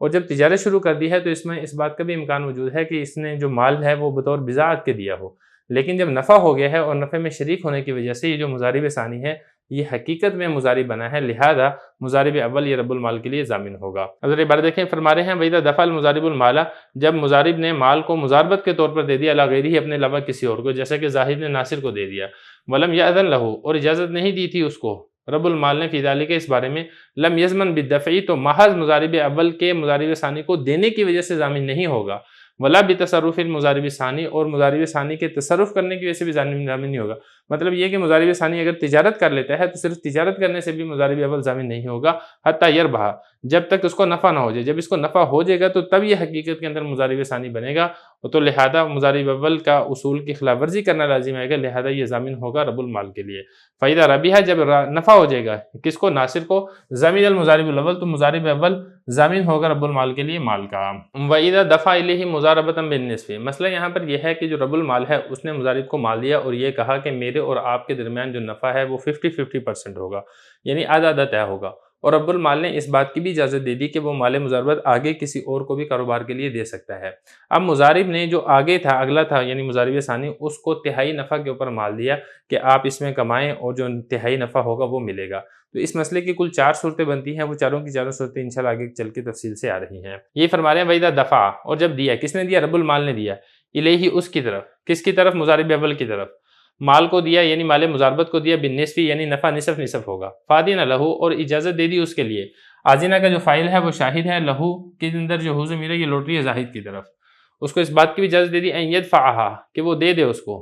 یدفع کا فاعل جو ہے وہ زاہد ہے، ہا ضمیر لوٹ رہی ہے مال مضاربت کی طرف، مضاربتاً، وہ آگے بھی اس مال کو مضاربت کے طور پر دے سکتا ہے، فدفعہا بالثلث، لہذا اس نے دے دیا بالثلث تہائی کے اوپر۔ یہ جو دفع ہے اس کا فاعل ہے مضارب اول، اور ہا ضمیر لوٹ رہی ہے مال مضاربت کی طرف، بالثلث تہائی کے اوپر، جازہ، تو اس طریقے سے کرنا جائز ہے۔ اب یہ کل 4 صورتیں بنتی ہیں، وہ کون سی 4 صورتیں ہیں وہ ایک ایک کر کے یہاں پہ ذکر کی جائیں گی۔ فَإِنْ كَانَ رب المال قَالَ، پہلی صورت یہ ذکر کی جا رہی ہے کہ رب المال نے جب مضارب کو مال دیا تھا تو یہ کہا تھا کہ جو نفع ہوگا اس میں سے آدھا میرا ہے۔ مضارب اول نے وہی والا مال آگے دے دیا مضارب ثانی کو، اور یہ کہا کہ جو نفع ہوگا اس میں سے تہائی آپ کو ملے گا۔ تو پھر اس صورت کے اندر جو کل منافع ہے، کل منافع کا نصف مل جائے گا رب المال کو، اور جو تہائی ہے وہ مل جائے گا مضارب ثانی کو، اور سدس مل جائے گا مضارب اول کو۔ اس طریقے سے ٹوٹل نفع تقسیم ہوگا۔ مثال دیکھ لیں تاکہ بات سمجھنی آسان ہو جائے۔ مثال کے طور پہ شاہد رب المال نے 1 لاکھ روپے دیا تھا مضارب اول کو، اور یہ کہا تھا کہ نفع آدھا میرا ہوگا۔ مضارب اول نے یہی 1 لاکھ مضارب ثانی کو دے دیا، اور یہ کہا کہ نفع کا تہائی یعنی 33% حصہ آپ کو ملے گا۔ اب ہم یہ تصور کر لیتے ہیں کہ ٹوٹل منافع ہوا ہے 12,000، تو 12,000 میں سے جو نصف ہے 6,000، یہ تو مل جائے گا کس کو؟ شاہد کو، کیونکہ شاہد نے طے یہ کیا تھا کہ نفع کا آدھا میرا ملے گا۔ اور 12,000 کا جو تہائی ہے وہ ملے گا مضارب ثانی کو۔ 12,000 کا تہائی یہ ہوتا ہے 4,000، یعنی 33%۔ جو باقی بچے گا 2,000، یہ ہے سدس، چھٹا حصہ، یہ مل جائے گا زاہد مضارب اول کو۔ تو خلاصہ یہ ہے کہ 12,000 میں سے نصف مل گیا اس کو شاہد کو، اور ثلث مل جائے گا ناصر مضارب ثانی کو۔ ثلث یعنی تیسرا حصہ، یہ بنتا ہے 4,000، اور سدس یعنی چھٹا حصہ، یہ بنتا ہے 2,012 کا، جو مل جائے گا زاہد کو۔ فرما رہے فَإِنْ كَانَ، اگر رب المال نے یہ کہا ہو عَلَىٰ أَنَّ مَا رَزَقَ اللَّهُ تعالیٰ، جو اللہ تعالیٰ رزق دے گا، فَهُوَ بَيْنَنَا نِصْفَانِ، وہ ہمارے درمیان نصف نصف ہوگا، تو رب المال کے لیے نفع کا نصف ہوگا، اور مضارب ثانی کے لیے نفع کا ثلث ہوگا۔ مضارب ثانی یعنی ناصر کے لیے، اور مضارب اول کے لیے نفع کا سدس یعنی چھٹا حصہ ہوگا۔ یہ ہوگی پہلی صورت۔ اور اگر رب المال یہ کہتا ہے مضارب اول کو کہ اللہ تعالیٰ جو تمہیں رزق دے گا وہ ہمارے درمیان آدھا آدھا تقسیم ہوگا، پھر اس صورت کے اندر کیسے ہوگا وہ بھی دیکھ لیں۔ یعنی رب المال نے 1 لاکھ روپے دیا تھا مضارب اول کو، اور یہ کہا تھا کہ یہ 1 لاکھ روپیہ ہے، اس 1 لاکھ روپے میں سے جو اللہ آپ کو رزق دے گا، یہ نہیں کہ ٹوٹل جو نفع ہوگا، بلکہ یہ کہا کہ جو نفع آپ کو ملے گا اس نفع میں سے آدھا آپ کا ہوگا اور آدھا میرا ہوگا۔ اب اس نے یہی والا 1 لاکھ، یعنی زاہد نے یہی والا 1 لاکھ اٹھا کر دے دیا ناصر کو، اور یہ کہا کہ اس کا جو تہائی ہے 33% حصہ ہے وہ آپ کو ملے گا۔ اب وہی والی مثال ہے کہ ہم تصور کر لیتے ہیں کہ کل 12,000 نفع ہوا۔ اب 12,000 نفع میں سے جو طے ہوا تھا ناصر کے لیے وہ تھا تہائی یعنی 33%۔ 4,000 تو لے جائے گا یہ ناصر، پیچھے کتنا بچا؟ 8,000۔ جو 8,000 ہے وہ طے شدہ شرط کے مطابق دونوں کے درمیان نصف نصف تقسیم ہوگا، یعنی 8,000 میں سے 4,000 مل جائیں گے زاہد کو، اور 4,000 مل جائیں گے شاہد کو۔ یہی فرما رہے ہیں وَإِنْ كَانَ قَالَ، اور اگر اس نے یہ کہا ہو رب المال نے اللہ، اس شرط پر میں دیتا ہوں ما رزقک اللہ، جو اللہ آپ کو رزق دے گا۔ دیکھیں دونوں میں فرق ہے، یہاں پر جو رب المال کہہ رہا ہے جو اللہ آپ کو رزق دے گا، یعنی نفع کا جو آپ کا حصہ بنے گا، فَهُوَ بَيْنَنَا نِصْفَانِ، وہ ہمارے درمیان نصف نصف ہوگا۔ اور یہاں پر اوپر اس نے یہ نہیں کہا تھا جو اللہ آپ کو رزق دے گا، بلکہ یہ کہا تھا کہ جو اللہ رزق دے گا یعنی ٹوٹل منافع کا آدھا آدھا ہوگا۔ تو لہذا پہلی صورت کے اندر رب المال کو زیادہ ملے گا، دوسری صورت کے اندر رب المال کو کم ملے گا۔ تو یہ بتا رہے ہیں فَلِلْمُضَارِبِ الثَّانِي الثُّلُث، تو مضارب ثانی کے لیے مل جائے گا ثلث، وما باقی بین رب المال والمضارب الاول نصفانی، اور جو رب المال ہے اور مضارب اول ہے اس کے لیے ہو جائے گا نصف نصف۔ آسان لفظوں میں اگر ہم کہیں تو اس طریقے سے ہوگا کہ ٹوٹل مال کے کل 3 حصے ہوں گے، ان 3 حصوں میں سے ایک ایک حصہ تینوں کو مل جائے گا، یعنی اگر 12,000 نفع آیا ہے تو 4,000 تینوں کو مل جائے گا۔ تیسری صورت یہ ہے کہ رب المال نے مضارب اول سے یہ کہا تھا کہ جتنا نفع ہوگا اس کا آدھا میرے لیے ہے، اور پھر مضارب اول نے مضارب ثانی کو یہ کہا کہ جتنا نفع ہوگا آدھا آپ کے لیے ہے، تو پھر مضارب ثانی کو آدھا مل جائے گا اور رب المال کو آدھا مل جائے گا، اور مضارب اول فارغ اس کو کچھ بھی نہیں ملے گا۔ مثال کے طور پہ 1 لاکھ دیا تھا مضارب اول کو اور یہ کہا تھا کہ جو نفع ہوگا اس میں سے آدھا میرا ہے۔ مضارب اول نے یہی 1 لاکھ اٹھا کے مضارب ثانی کو دے دیا اور کہا جو نفع ہوگا اس میں سے آدھا آپ کا ہے۔ اب ہم یہ تصور کر لیتے ہیں کہ ٹوٹل نفع ہوا ہے 12,000۔ اب 12,000 میں سے جو 6,000 ہے یہ تو مل جائے گا شاہد رب المال کو، اور جو باقی 6,000 ہے یہ مل جائے گا ناصر کو طے شدہ اصول کے مطابق، اور جو ظاہر ہے یہ محروم ہو جائے گا۔ یہی فرما رہے فَإِنْ قَالَ، اگر اس نے یہ کہا ہو أَلَا أَنَّ مَا رَزَقَ اللَّهُ، اللہ جو رزق دے گا فَلْيَنِصْفُهُ، اس میں سے آدھا میرا، یعنی ٹوٹل نفع کا آدھا میرا ہے۔ فَدَفَعَ الْمَالَ، لہذا جو ظاہر یعنی مضارب اول ہے اس نے دوسرے کو مضاربت کے طور پر دے دیا نصف کے لیے، یعنی آپ تجارت کریں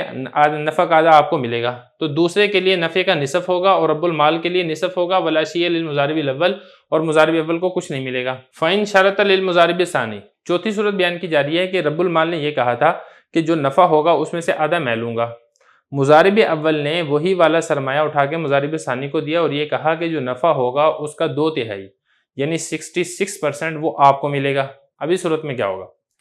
دیکھیں ذرا، 1 لاکھ روپیہ دیا تھا مضارب اول کو اور کہا تھا نفع کا آدھا میں لوں گا۔ مضارب اول نے 1 لاکھ دے دیا مضارب ثانی کو اور یہ کہا کہ نفع کا 2/3 آپ کو ملے گا۔ اب ہم یہ تصور کر لیتے ہیں کہ ٹوٹل نفع ہوا ہے 12,000۔ اب 12,000 میں سے جو 6,000 ہے یہ تو لے جائے گا شاہد رب المال، کیونکہ اس نے یہ کہا تھا کہ نفع کا آدھا میرا ہے، اور مضارب اول نے مضارب ثانی سے یہ کہا تھا کہ نفع کا 2/3 66% آپ کو ملے گا۔ اب آپ کو معلوم ہے کہ 12,000 کا جو 66% ہے وہ بنتا ہے 8,000۔ اب 8,000 تو دے نہیں سکتا زاہد ناصر کو، کیونکہ 12,000 میں سے 6,000 تو یہ شاہد کو دے چکا ہے، تو لہذا جو باقی 6,000 بچے ہیں یعنی جو نصف ہے یہ دے گا زاہد ناصر کو، اور اس کے ساتھ ساتھ جو سدس یعنی چھٹا حصہ ہے 2,000 یہ زاہد ناصر کو اپنے پلے سے دے گا، کیونکہ اس نے اس کے ساتھ پہلے کمٹمنٹ یہ کی تھی کہ میں آپ کو 2/3 دوں گا، حالانکہ اس کو چاہیے تھا کہ اس کے ساتھ 2/3 کی بات طے نہ کرتا، جب اس کو جو پتا تھا کہ 2/3 کل بچنا ہی نہیں ہے تو اس کو وہ کیسے دے سکتا ہے۔ تو یہ فرمانے فائن شرط، اگر شرط لگائی تھی مضارب ثانی کے لیے ثلثی الربح، ثلثانی تھا حالت رفع میں اور ثلثینی ہے حالت نصبی اور جری میں۔ ثلثینی تھا، پھر اس کے بعد یہ ہوا کہ نون تثنیہ یہ اضافت کی وجہ سے گر گیا، اور یہ جو یا تھی یا کو ہم نے کسرہ دے دیا، تو یہ ہو گیا ثلثی الربح، نفع کا 2/3 یعنی 66%۔ تو رب المال کے لیے نفع کا نصف ہوگا اور مضارب ثانی کے لیے نفع کا نصف ہوگا، اور جو مضارب اول ہے وہ مضارب ثانی کے لیے نفع کا چھٹے حصے کی مقدار کا ضامن ہوگا اپنے مال سے، یعنی اپنے پلے سے وہ زاہد ناصر کو 2,000 دے گا تاکہ جو اس کا 66% ہے 8,000 وہ پورا ہو جائے۔ بسم اللہ الرحمن الرحیم۔ مختصر القدوری کا باب نمبر 17 ہے کتاب المضاربہ، سبق نمبر 4 میں خوش آمدید۔ مضارب کو معزول کرنے سے متعلقہ کچھ احکام و مسائل ہم آج کے سبق میں پڑھیں گے۔ عبارت دیکھ لیں، وَإِذَا مَاتَ رَبُّ الْمَالِ بِالْمُضَارِبِ بَطَلَتِ الْمُضَارَبَةُ وَإِذَا ارْتَدَّ رَبُّ الْمَالِ عَنِ الْإِسْلَامِ وَلَحِقَ بِدَارِ الْحَرْبِ بَطَلَتِ الْمُضَارَبَةُ وَإِنْ عَزَلَ رَبُّ الْمَالِ الْمُضَارِبَ وَلَمْ يَعْلَمْ بِعَزْلِهِ حَتَّى اشْتَرَى أَوْ بَاعَ فَتَصَرُّفُهُ جَائِزٌ وَإِنْ عَلِمَ بِعَزْلِهِ وَالْمَالُ عَرُوضٌ فِي يَدِهِ فَلَهُ أَنْ يَبِيعَهَا وَلَا يَمْنَعُهُ الْعَزْلُ مِنْ ذَلِكَ ثم لا يجوز أن يشتري بثمنها شيئا آخر وإن عزله وراث المال دراهم أو دنانير قد نزت فليس له أن يتصرف فيها وإذا افترقا وفي المال ديون وقد ربح المضارب فيه أجبره الحاكم على اقتضاء الديون وإن لم يكن في المال ربح لم يلزمه الاقتضاء ويقال له وكل رب المال في الاقتضاء۔ ترجمہ دیکھ لیں، اور جب مر جائے رب المال یا مضارب تو عقد مضاربت باطل ہو جائے گا، اور جب مرتد ہو جائے رب المال اسلام سے اور لاحق ہو جائے دارالحرب یعنی دارالحرب چلا جائے تو تب بھی مضاربت باطل ہو جائے گی، اور اگر رب المال مضارب کو معزول کر دے اور اسے معزول ہونے کا علم نہ ہو یہاں تک کہ اس نے خرید لیا ہو یا بیچ دیا ہو تو اس کا تصرف کرنا جائز ہے، اور اگر اسے معلوم ہو معزول کرنے کا اور مال سامان کی صورت میں اس کے قبضے میں ہے تو اس کے لیے جائز ہے کہ اسے فروخت کر دے، اور اس کو فروخت کرنے سے معزول ہونا منع نہیں کرے گا۔ پھر جائز نہیں ہے کہ اس فروخت شدہ سامان کی ثمن کے بدلے میں کوئی نئی چیز خریدے، اور اگر اس نے اس کو معزول کیا اور راس المال یعنی انویسٹمنٹ دراہم یا دینار نقد کی صورت میں ہے تو اس کے لیے جائز نہیں ہے کہ وہ اس میں تصرف کرے، اور جب رب المال اور مضارب جدا ہو اور مال ادھار کی صورت میں ہے اور مضارب اس میں نفع لے چکا ہے تو حاکم اس کو مجبور کرے گا ادھار کی وصولی پر، اور اگر مال میں نفع نہیں ہے تو اس کے لیے ادھار وصول کرنا لازم نہیں ہے، اور اسے کہا جائے گا کہ رب المال کو وکیل بنا دے ادھار کی وصولی میں۔ عبارت ہو چکی ہے، ترجمہ ہو چکا ہے، اب چلتے ہیں اس کی تشریح کی طرف۔ مسئلہ دیکھیں، وَإِذَا مَاتَ رَبُّ الْمَالِ، اگر رب المال یا مضارب مر جائے تو مضاربت باطل ہو جاتی ہے، کیونکہ مضارب کے عمل کے بعد مضاربت یا وکالت کے درجے میں ہوتی ہے، اور موکل یا وکیل کے مر جانے کی صورت میں وکالت ختم ہو جاتی ہے، اسی وجہ سے ارشاد فرمایا کہ رب المال اگر مر جاتا ہے یا مضارب مر جاتا ہے تو اس سے عقد مضاربت ختم ہو جائے گی۔ دیکھیں ذرا، یہ فرما رہے ہیں وَإِذَا مَاتَ رب المالی، جب رب المال مر جائے، اول المضارب یا مضارب مر جائے، بطلت المضاربۃ، تو پھر مضاربت باطل ہو جائے گی۔ مثلا یہاں پر یہ ذکر کیا گیا ہے کہ رب المال اگر مرتد ہو کے دارالحرب چلا جائے تو عقد مضاربت باطل ہو جائے گی۔ اس مسئلے کی دیکھیں دو صورتیں بنتی ہیں۔ ایک صورت تو یہ ہے کہ حاکم نے اس کے دارالحرب جانے کا فیصلہ کر دیا ہے، تو جب حاکم نے فیصلہ کر دیا ہے تو اس فیصلے کرنے کی وجہ سے اس کی ملکیت زائل ہو کے ورثاء کی طرف منتقل ہو گئی ہے، لہذا یہ مرنے کے درجے میں ہو گیا ہے، عقد مضاربت اس سے باطل ہو جائے گا۔ اور اگر حاکم نے اس کی موت کا حکم نہیں لگایا ہے تو عقد مضاربت موقوف رہے گی، اگر وہ واپس آ جاتا ہے تو باطل نہیں ہوگی بلکہ برقرار رہے گی۔ فرما رہے ہیں وَإِذَا ارْتَدَّ، جب مرتد ہو جائے رب المال عن الاسلام سے، یعنی اسلام چھوڑ کے مرتد ہو جاتا ہے، وَلَحِقَ بِدَارِ الْحَرْبِ، اور دارالحرب میں لاحق ہو جاتا ہے، یعنی دارالحرب چلا جاتا ہے، بَطَلَتِ الْمُضَارَبَةُ، تو عقد مضاربت باطل ہو جائے گا۔ وَإِنْ عَزَلَ رب المال المضارب، مسئلہ یہاں پر یہ ہے کہ رب المال نے مضارب کو معزول کر دیا، یعنی عقد مضاربت ختم کر دیا، پیغام پہنچا دیا کہ میرے پیسے واپس دے دو اور آپ کو میں مضاربت سے معزول کرتا ہوں،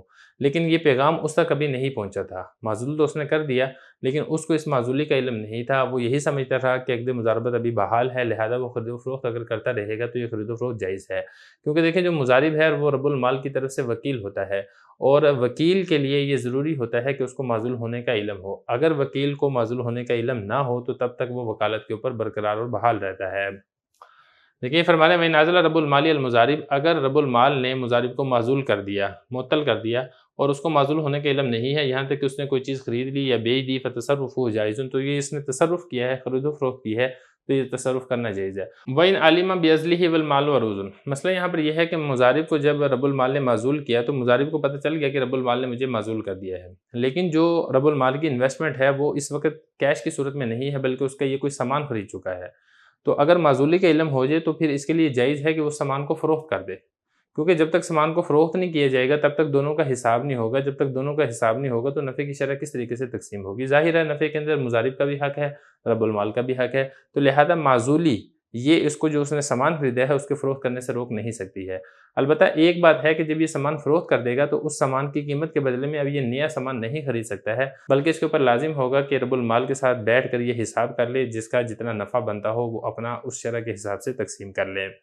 دیکھیں یہ فرما رہے ہیں وَإِنْ عَلِمَ بِعَزْلِهِ، اور اگر مضارب کو معلوم ہو معزول ہونے کا لیکن مال سامان کی صورت میں ہے اس کے قبضے میں، فَلَهُ، تو جائز ہے اس کے لیے، یعنی مضارب کے لیے جائز ہے کہ اس سامان کو فروخت کر دے، اور سامان کو فروخت کرنے سے عزل یعنی معزولی منع نہیں کر سکتی۔ من ذالک جو ہے نا یہ لوٹ رہی ہے سامان کے فروخت کرنے کی طرف، سامان کے فروخت کرنے سے اس کی معزولی یہ منع نہیں کر سکتی۔ ثم لا يجوز، لیکن جب سامان فروخت کر دیا پھر اس کے بعد جائز نہیں ہے کہ فروخت شدہ سامان کی ثمن کے بدلے میں یہ کوئی نئی چیز خرید دے۔ لیکن اگر مالک نے مضارب کو معزول کیا، معطل کر دیا، اس وقت جو انویسٹمنٹ ہے وہ کیش کی صورت میں ہے، سونے چاندی کی صورت کے اندر، سامان کی صورت میں نہیں ہے، اور اس کو جب پتہ چل گیا کہ مجھے معزول کر دیا گیا ہے تو اب یہ اس رقم سے کوئی چیز نہیں خرید سکتا ہے۔ دیکھیں یہی فرما رہے ہیں وَإِنْ عَزَلَهُ، اور اگر اس نے اس کو معزول کیا، کس نے کس کو معزول کیا؟ عزلہ کا فاعل ہے رب المال اور ہو ضمیر لوٹی ہے مضارب کی طرف، یعنی رب المال نے جب مضارب کو معزول کر دیا، اور راس المال یعنی جو راس المال ہے انویسٹمنٹ ہے وہ دراہم یا دینار کی صورت میں ہے، قد نزہ یعنی نزن، اس کا مطلب ہوتا ہے سامان کے بعد نقد ہونا، مطلب یہ کہ جو انویسٹمنٹ ہے وہ نقد کی صورت میں ہے، فلیس لہ، تو جائز نہیں ہے اس کے لیے، یہ جو ہو ضمیر ہے یہ لوٹ رہی ہے مضارب کی طرف، مضارب کے لیے جائز نہیں ہے تصرف فیہا کہ اس انویسٹمنٹ یعنی جو نقد ہے کیش ہے اس کے اندر وہ تصرف کرے، اس کے اندر کوئی خرید و فروخت کرے، ایسا یہ نہیں کر سکتا ہے کیونکہ یہ معزول ہو چکا ہے۔ وَإِذَا افْتَرَقَا، اور جب وہ دونوں جدا ہو جائیں، یعنی رب المال اور مضارب، وَفِي الْمَالِ دُیُونٌ، اور جو انویسٹمنٹ ہے وہ لوگوں پر قرض کی صورت میں ہے، تو اب یہ جو قرضہ ہے لوگوں سے کون وصول کرے گا؟ مثال سمجھ لیں تاکہ بات سمجھنی آسان ہو جائے۔ یہ شاہد رب المال ہے، اس نے دیا تھا 1 لاکھ، یہ ہے مال مضاربت، 1 لاکھ دیا تھا زاہد جو کہ مضارب ہے، اور طے یہ ہوا تھا کہ نفع آدھا تقسیم ہوگا۔ مضارب نے 50,000 کا موبائل خریدا، اور یہ جو 50,000 والا موبائل ہے یہ ناصر کو 60,000 کا بیچ دیا، باقی بچے 50,000۔ اب یہ جو 50,000 ہے اس میں سے 40,000 کا سائیکل خریدا، اور یہ 40,000 کا سائیکل ماجد کو بیچ دیا 50,000 کا۔ اب پیچھے کیش بچا ہے 10,000،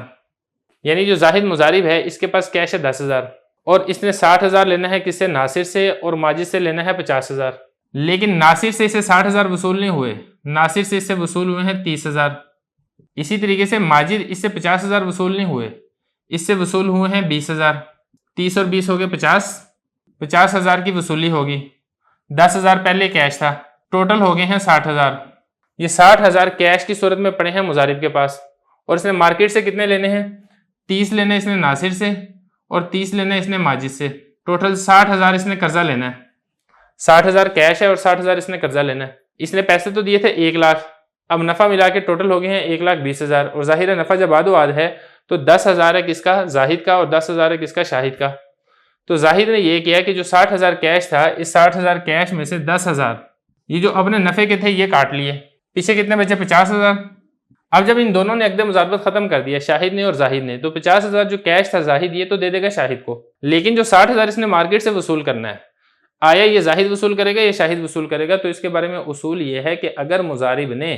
اس مال مضاربت پر نفع لے لیا ہے تو پھر قرضوں کی جو وصولی ہے وہ بھی مضارب کا کام ہے۔ حاکم اس کو مجبور کرے گا کہ مارکیٹ سے جتنے قرضے باقی ہیں وہ وصول کر کے رب المال کے حوالے کرے، کیونکہ دیکھیں جب مضارب نے نفع لے لیا ہے تو گویا کہ یہ ایک اجیر کی مانند ہو چکا ہے، اس نے خریدنے بیچنے اور ادھار دینے کی اجرت وصول کر لی ہے، لہذا اب معاملے کو پے تکمیل تک پہنچانا بھی مضارب کے ذمہ لازم ہے۔ مارکیٹ سے جتنے قرضے لینے ہیں وہ یہ مضارب لے گا، اور یہ جو رب المال ہے اس کو 1,10,000 دے کے اس کو کلیئر کرے گا۔ یہ ساری تفصیلہ اس صورت میں کہ جب نفع ہوا تھا اور مضارب اپنا نفع لے چکا تھا، لیکن اگر نفع ہوا ہی نہیں ہے تو پھر اس صورت کے اندر مضارب کو حاکم مجبور نہیں کرے گا کہ آپ مارکیٹ سے قرضہ وصول کر کے رب المال کے حوالے کریں، بلکہ جو ہے مضارب کو کہا یہ جائے گا کہ آپ رب المال کو وکیل بنا دیں اور وہ خود ہی مارکیٹ سے قرضہ وصول کرے۔ اسی مثال کو دیکھیں، بات بہت سمجھنی آسان ہے۔ یہاں پر یہ تھا نا کہ جو موبائل تھا نا 50,000 کا، یہ ناصر کو بھی 50,000 کا ہی دیے، اور جو سائیکل تھی نا 40,000 کی، یہ ماجد کو بھی 40,000 کی دیے۔ 10,000 کیش تھا اور 90,000 یہ ہے۔ اب ظاہر ہے جب نفع نہیں ہوا تو پھر مضارب کا بھی کوئی حصہ نہیں ہے۔ 10,000 کیش تو اس نے دے دیا رب المال کو، اب جو 90,000 اس نے وصول کرنا تھا مارکیٹ سے، اور انہوں نے ابھی وصولی کچھ بھی نہیں دی، یہ تھوڑی بہت دے دی ہے۔ خلاصہ یہ ہے کہ جو بھی مارکیٹ سے قرضہ وصول کرنا ہے، اب مضارب یہ رب المال کو وکیل بنا دے گا، اور پھر کہا جائے گا کہ رب المال خود ہی ناصر سے بھی قرضہ وصول کرے اور ماجد سے بھی اپنا قرضہ وصول کرے۔ تو یہ فرما رہے ہیں وَإِذَا افْتَرَقَا، جب دونوں جدا ہوئے، وَفِي الْمَالِ دُيُونٌ، اور مال ادھار ہے، مارکیٹ سے ادھار وصول کرنا ہے، مضارب اس میں نفع لے چکا ہے، اجبرا، اجبرا کا فاعل ہے حاکم، حاکم مجبور کرے گا اس کو، ہو ضمیر لوٹ رہی ہے مضارب کی طرف، مضارب کو مجبور کرے گا علی اقتضاء الدیون، دیون قرضوں کی وصولی پر، وَإِن لَمْ يَكُنْ فِي الْمَالِ رِبْحٌ، اور اگر مال میں نفع نہیں ہوا تو پھر قرضوں کی وصولی یہ لازم نہیں ہوگی اس پر۔ لم یلزم کا فاعل ہے الاقتضاء، اور ہو ضمیر لوٹ رہی ہے مضارب کی طرف، ویقال لہ، اور کہا جائے گا اس سے، ہو ضمیر لوٹ رہی ہے مضارب کی طرف، وکیل، وکیل بنا دے رب المال کو فی الاقتضائی قرضوں کی وصولی میں، کیونکہ ظاہر ہے کہ زاہد نے مال فروخت کیا ہے ناصر اور ماجد کو، تو ناصر اور ماجد زاہد کو تو جانتے ہیں، شاہد کو تو نہیں جانتے، تو زاہد جو ہے یہ ان کا سامنا کروا دے گا شاہد اور ناصر کا اور ماجد کا۔ اب شاہد جانے اور ناصر اور ماجد جانے شاہد کیسے وصول کرتا ہے ناصر اور ماجد سے، یہ اس کی سردرد ہے، زاہد اس سے فارغ ہو چکا ہے۔ بسم اللہ الرحمن الرحیم۔ مختصر القدوری کا باب نمبر 17 ہے، کتاب المضاربہ، سبق نمبر 5 میں خوش آمدید۔ مال مضاربت میں نقصان ہو جائے تو وہ کس پر آئے گا، اس کے بارے میں ساری تفصیل ہم انشاءاللہ آج کے سبق میں پڑھیں گے۔ عبارت دیکھ لیں، وما حلق من مال المضاربۃ فهو من الربح دون رأس المال فإن زاد الحالق على الربح فلا ضمان على المضارب فيه وإن كان يقتسمان الربح والمضاربة على حالها ثم حلق المال كله وبعضه تراد الربح حتى يستوفي رب المال رأس المال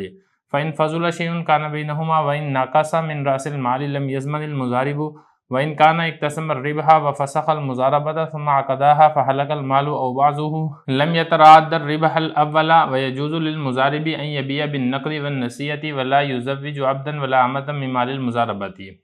ترجمہ دیکھ لیں، اور جو ضائع ہو جائے مال مضاربت میں سے تو وہ نفع سے ضائع ہوگا نہ کہ راس المال سے، اور اگر ضائع ہونے والا اضافی ہو جائے نفع سے تو ضمان نہیں آئے گا مضارب پر اس میں، اور اگر ان دونوں نے نفع کو تقسیم کر لیا اور مضاربت اپنے حالت پر باقی ہے، پھر مال ضائع ہو جائے سارے کا سارا یا بعض مال، تو وہ دونوں نفع کو واپس لوٹائیں گے یہاں تک کہ رب المال اپنا راس المال کو پورا کر لے، اور اگر اس میں سے کوئی چیز اضافی ہو جائے تو پھر وہ ان دونوں کے درمیان تقسیم ہوگی، اور اگر راس المال میں سے کمی ہو جائے تو مضارب ضامن نہیں ہوگا، اور اگر ان دونوں نے نفع کو تقسیم کیا اور پھر عقد مضاربت کو فسخ کر لیا، پھر ان دونوں نے دوبارہ عقد مضاربت کیا، پھر مال ہلاک ہو گیا سارے کا سارا یا بعض، تو وہ دونوں پہلے نفع کو نہیں لوٹائیں گے، اور مضارب کے لیے جائز ہے کہ وہ فروخت کرے نقد بھی اور ادھار بھی، اور وہ نکاح نہیں کرے گا مال مضاربت سے غلام کا اور نہ ہی لونڈی کا۔ عبارت ہو گئی ہے، ترجمہ ہو چکا ہے، چلتے ہیں اس کی تشریح کی طرف۔ پہلا مسئلہ یہاں پر یہ ہے کہ مال مضاربت میں اگر نقصان ہو جائے تو آیا اس نقصان کو پروفٹ سے پورا کیا جائے گا یا پھر راس المال یعنی مال مضاربت کا جو اصل سرمایہ ہے اس سے پورا کیا جائے گا؟ تو اس کے بارے میں اصول یہ ہے کہ نفع سے پورا کیا جائے گا، کیونکہ دیکھیں جو راس المال ہے وہ اصل ہے اور نفع تابع ہے، ہلاکت کو تابع کی طرف راجع کرنا یہ زیادہ بہتر ہے بجائے اس کے کہ آپ اس کو اصل کی طرف راجع کریں، جیسے کہ باب زکوٰۃ کے اندر ہوتا ہے۔ مثال دیکھیں تاکہ بات سمجھنی آسان ہو۔ شاہد یہ رب المال ہے اور زاہد یہ مضارب ہے۔ رب المال نے 1,00,000 روپے، اس کو آپ راس المال بھی کہہ سکتے ہیں، آپ اس کو مال مضاربت بھی کہہ سکتے ہیں، یہ دیا تھا زاہد مضارب کو اور کہا تھا کہ آپ اس سے تجارت کریں اور جو نفع ہوگا وہ ہم 50-50 تقسیم کریں گے۔ اب یہاں پہ مثال کے طور پہ جو زاہد مضارب ہے اس نے 1,00,000 روپے سے ایک سامان خریدا اور وہ سامان فروخت ہو گیا 1,20,000 کا۔ پھر اسی طریقے سے دوبارہ سامان خریدا 1,00,000 کا، وہ بھی دوبارہ فروخت ہو گیا 1,20,000 کا۔ اب ٹوٹل جو 1,00,000 سرمایہ تھا اب یہ بن چکا ہے 1,40,000۔ اب ہم تصور یہ کر لیتے ہیں کہ جو 1,00,000 روپیہ ہے، 1,00,000 روپیہ ضائع ہو گیا، تو اب یہ جو 1,00,000 روپیہ ضائع ہوا ہے، آیا اس کو 40,000 نفع میں سے لیا جائے گا یا ہم یہ کہیں گے کہ جو راس المال ہے 1,00,000 اس میں سے ضائع ہوا ہے اور 40,000 میں سے 20,000 دونوں میں تقسیم ہوگا؟ تو اس کے بارے میں اصول یہ ہے کہ سب سے پہلے نقصان کو نفع سے پورا کیا جائے گا۔ مثال کے طور پہ اگر 1,00,000 روپے کا نقصان ہوا ہے تو ہم یہ کہیں گے کہ 40,000 نفع کا یہ ضائع ہو چکا ہے اور جو 60,000 ہے راس المال میں سے اس میں سے نقصان ہوا ہے۔ اور اگر بالفرض ایسے ہے کہ نقصان ٹوٹل سرمایہ کا نہیں ہوا ہے، تھوڑے سے سرمایہ کا ہوا ہے، مثال کے طور پہ 10,000 کا نقصان ہوا ہے یا 20,000 کا نقصان ہوا ہے، 30,000 کا نقصان ہوا ہے، 40,000 کا نقصان ہوا ہے، تو ہم یہ کہیں گے کہ سارے کا سارا نقصان نفع سے پورا کیا جائے گا، گویا کہ جو راس المال ہے وہ اپنی جگہ پر برقرار ہے۔ دیکھا جائے یہ فرما رہے ہیں وما ہلک من مال المضاربتی، مال مضاربت میں سے جو مال ہلاک ہو جائے تو سب سے پہلے اس کو نفع سے پورا کیا جائے گا، نہ کہ راس المال جو اصل انویسٹمنٹ ہے اس سے پورا نہیں کیا جائے گا۔ فَإِن زَادَ، اور اگر اضافی ہو جائے ہالک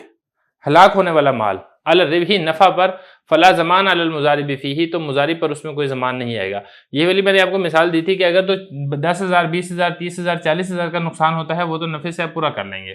لیکن اگر بالفرض نقصان ہو جاتا ہے 70,000 کا، اب 70,000 میں سے 40,000 تو آپ نے نفع سے پورا کر لیا، باقی 30,000 ہے وہ 1,00,000 روپے میں سے نقصان ہوا ہے، لیکن یہ جو 1,00,000 روپے میں سے 30,000 کا نقصان ہوا ہے یہ مضارب اپنے پلے سے نہیں دے گا، مضارب سے یہ نقصان وصول نہیں کیا جائے گا۔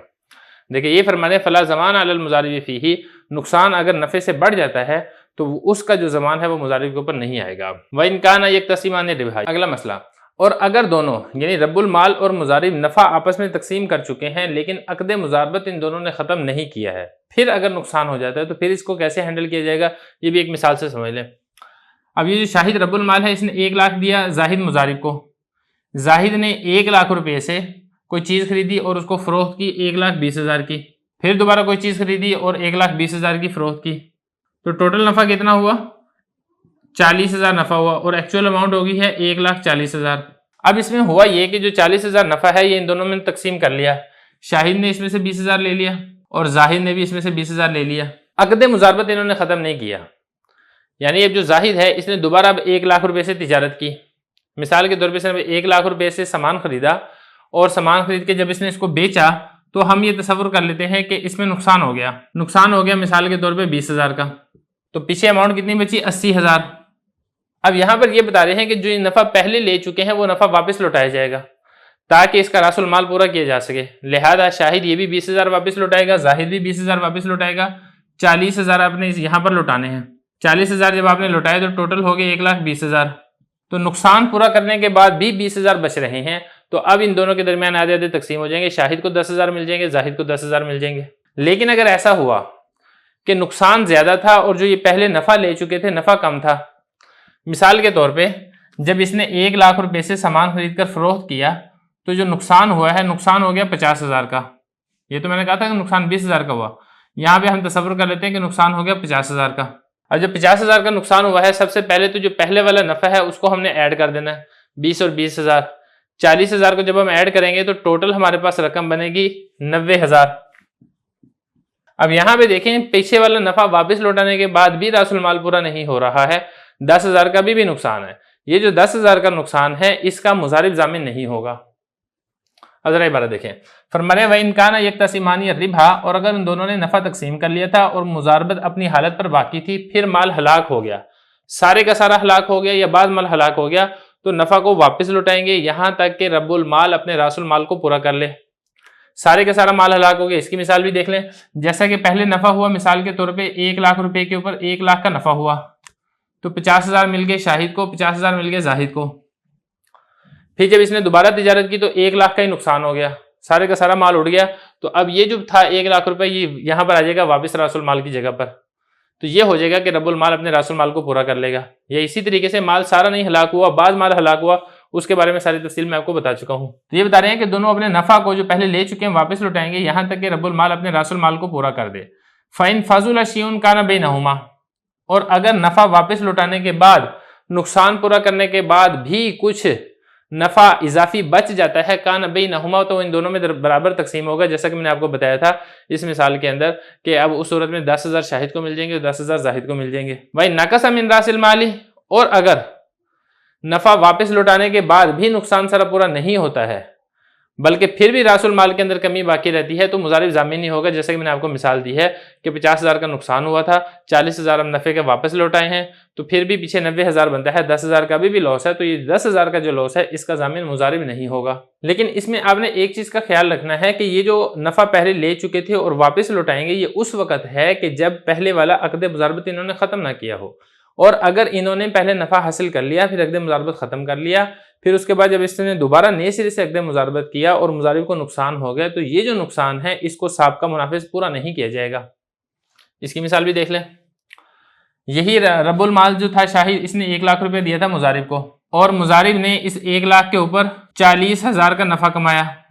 40,000 کا نفع کمایا، تو پھر جو نفع تھا وہ 20,000 دونوں نے تقسیم کر لیا، 20,000 شاہد نے اور 20,000 زاہد نے۔ پھر یہ ہوا کہ انہوں نے اس عقد مضاربت کو ختم کر دیا، کلوز کر کے پھر دوبارہ نئے سرے سے عقد مضاربت کیا، نئے سرے سے شاہد نے 1 لاکھ روپیہ مضارب کو دیا۔ اب ہم یہ تصور کر لیتے ہیں کہ مضارب نے جب دوبارہ تجارت کی